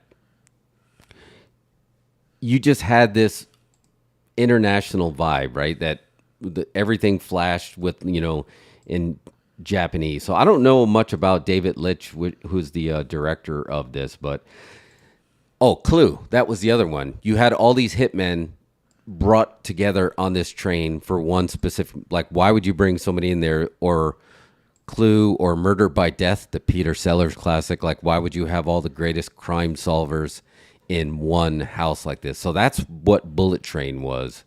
And, dude, I really, really dug it. I thought it was great. I've heard good things. Oh, sorry. You can't see me around. Yeah. I've heard Come good on, Brad. things. Don't you get enough camera time? Give I've heard Mario a good things chance. about it. I definitely want to see it. I did the nice thing. I played the nice guy. I held out for Lucha Lottie. She wanted to watch it. So, because if I watch the film without her, she absolutely refuses to ever watch it again. Oh, yeah, she won't let you do the twice watch because, like, I'll watch something twice. I have no issue. I watch it. Yeah, I'll watch anything multiple times. Even if I hate it, I'll watch it again. Yeah. But like, so I'm just waiting. Maybe catch it this weekend. But it looks right up my alley. 87 North. They do all the stunt work. That's the folks that. The stunts were great. They do John Wick and all. That new sort of generation of action. Oh, that's what it was. Yeah, and you had that. It had that feel that you can tell. Like all the fight scenes they were fantastic fight scenes, but they also had a little bit of a. I shouldn't be laughing, but it was kind of funny. And this cast was killer, man. Besides, obviously, Brad Pitt and Bad Bunny. Bad Bunny made a hit. Aaron Taylor Johnson. But Bad Bunny is so over. Yeah, he's over. So my son originally thought Bad Bunny was AI. He's like, where did he come from that all of a sudden now he's everywhere? He's got to be. He's got the cheat codes to the Matrix.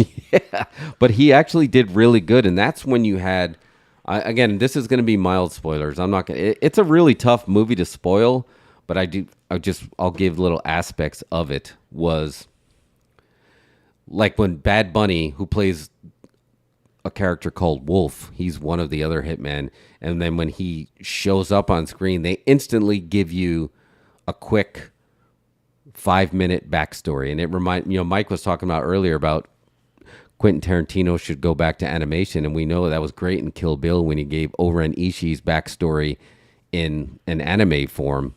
They did a version of that, but it wasn't in anime. But you got to know him very quickly on why he was in the scene. There's a couple of other secret bookings that I don't want to say because they're cool when they show up on screen. I've heard there's lots of cameos. Yeah, there's tons. It's full of cameos. Yeah, it's full of cameos, and that's what made it fun. This made it feel like a fun Hollywood film. But the main villain, this is all based on, is the White Death, and that's who's causing the what? The White Death. The White Death. Who's the White Death? I don't want to book it. I don't want to tell you because this is one of the bookings that when you see who plays it, I was like, that's perfect. It was perfect booking. So I could tell you. I don't know. Thumbs up, thumbs down. You want me to tell you who it is? The White Death? I got to know who the White Death is. This is a spoiler. Should I hit the spoiler thing? Yeah, hit the spoiler. So the White Death, the backstory is that, he infiltrated the Yakuza and got in there, but he's like Russian hardcore mafia. He infiltrates the Yakuza, takes over, and when he reveals who it is, it's Michael Shannon. But it's Michael Shannon looking like how General Zod would look like with long gray hair and samurai tattoos. Like he was a badass. That's dope. Yeah, he was great. I love Michael Shannon. Yeah. Oh, yeah. No, he's fantastic. Anything he's in, there's something about him. He's just so captivating. And then the twins, the Tangerine and Lemon, Aaron Taylor Johnson, Brian Tyree Gree, both coming off Marvel films. They had a great rapport as the twin brothers that are not twins. That was really great. I'm not familiar with Joey King, who plays She's got a show on Hulu. She had a big hit on Netflix, like some boy kissing movies. Oh, okay. It's like a series of boy kissing movies that she made. Oh, okay. Ramona and Beezus. Oh, Crazy Stupid. Oh, she was in The Dark Knight Rises? Young Talia al Ghul? Could be. She's got a very distinct look. Oh, you know where I know her from? I just didn't realize it. She was in Oz the Great and Powerful. She was the actual China girl in there. I had no idea. I could not picture where her face was. But anyway, she was really good in it. There's just something about the way that they booked this film out completely. Let me give you the official synopsis so we can do that here. Action comedy. Brad Pitt plays an assassin who has to deal with enemies while riding a Japanese bullet train. I guess that's the elevator pitch. That sounds about right. Yeah. That's what I thought it was about. But Brad Pitt, I forgot how much... I guess I shouldn't say I forgot it because he was fantastic in Once Upon a Time in Hollywood. You forget how many bad Brad Pitt movies are there? Just The Mexican. The Mexican? Yeah, I think that's the only one.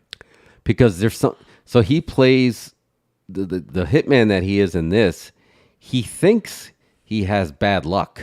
And then while you're watching it, you realize that he has great luck, that he's barely averting these scenes that he should be dead and people are dying around him. And he's like, oh, I just have all the bad luck. But he's giving all this like motivational speech. Like, I went to my therapist and there's a wall between us right now. It's like people are trying to kill him. And he's doing that dialogue as he's fighting. And it's just a fun movie. It's a fun movie that you're going to be glad that you went to see in theaters. Like, I don't know if it's going to translate when you watch it at home, if you have distractions, if you're going to like it the same.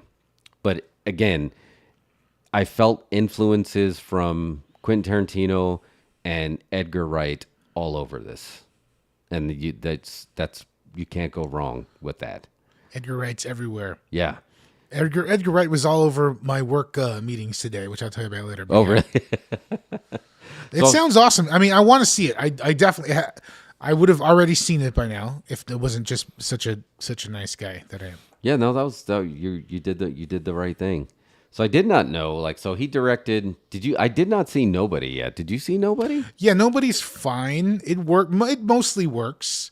Yeah, if you go in it with low expectations, you'll love it. Although he's a producer in that, he wasn't. It's not John Wick quality, but it's pretty good. Okay, yeah, but he directed.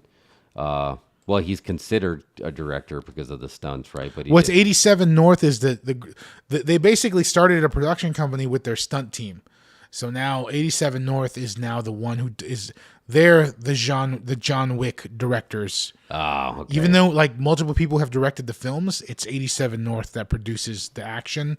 So they're the John Wick guys. Okay, yeah, no, and you had that fun. Like, I liked Atomic Blonde. I was fine with that. Obviously, loved Deadpool 2.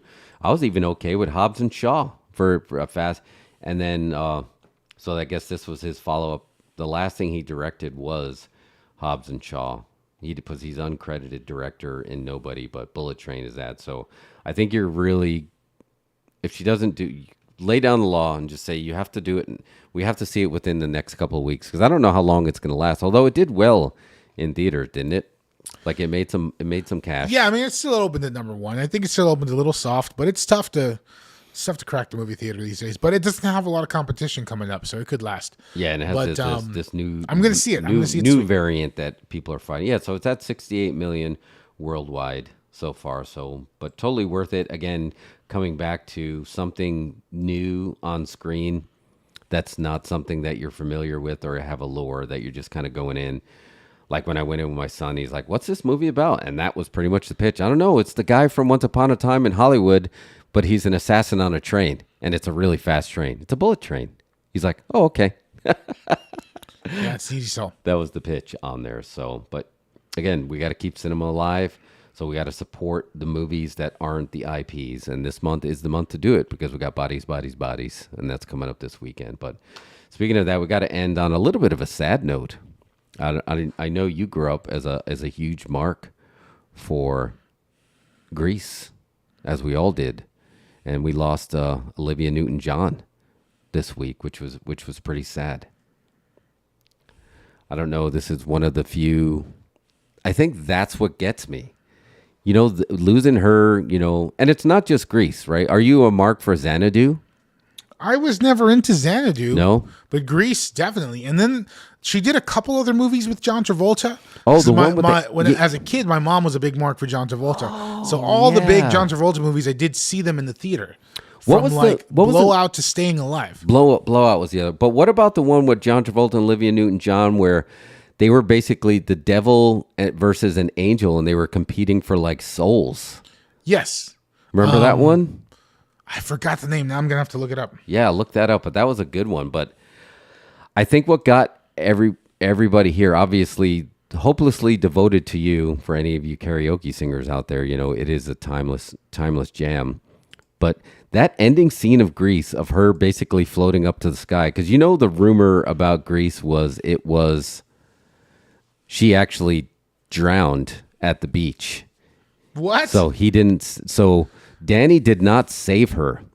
She drowned, and this was her life flashing before her eyes of what her life could have been, And then her angel, which was Danny, brought her up to heaven at the end, and she died. I knew Danny was a dick.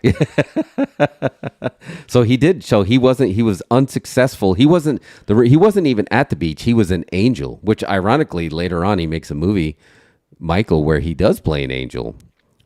But he was an angel that didn't save her life, and then he brought her to heaven at the end. This was her crossing the light here. So this is a really sad. This news coupled with this picture. I saw this picture all over the internet.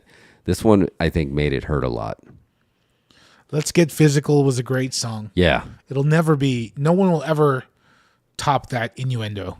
No. Where you're, crossing exercise, jazzercise, aerobics. Yes. With, sexual intercourse. Yeah. So it'll never be beat. No.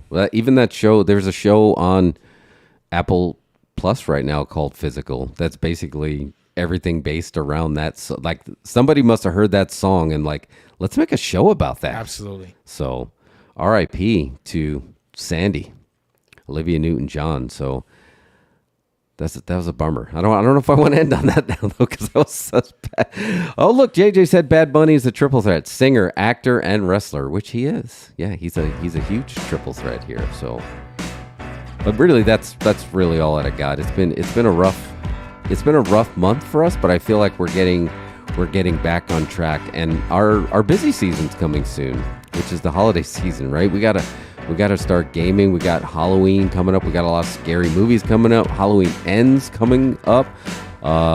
There's some news that's dropped that we're going to be hearing probably before the end of the month, that the Friday the 13th drama that's been drawing out might finally worked out. Might have finally got worked out, and we might finally get that IP coming back.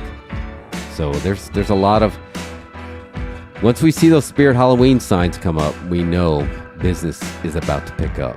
So yeah, but that's all for today. I think we can call it a wrap, and we can go check out some AEW Dynamite, which I heard started off with another banger. So cool, thank you, Mike. Yeah, we pulled it off. It's another one in the books. All right, cool. Algorithm. I hope you like this one. Algorithm, do what you will.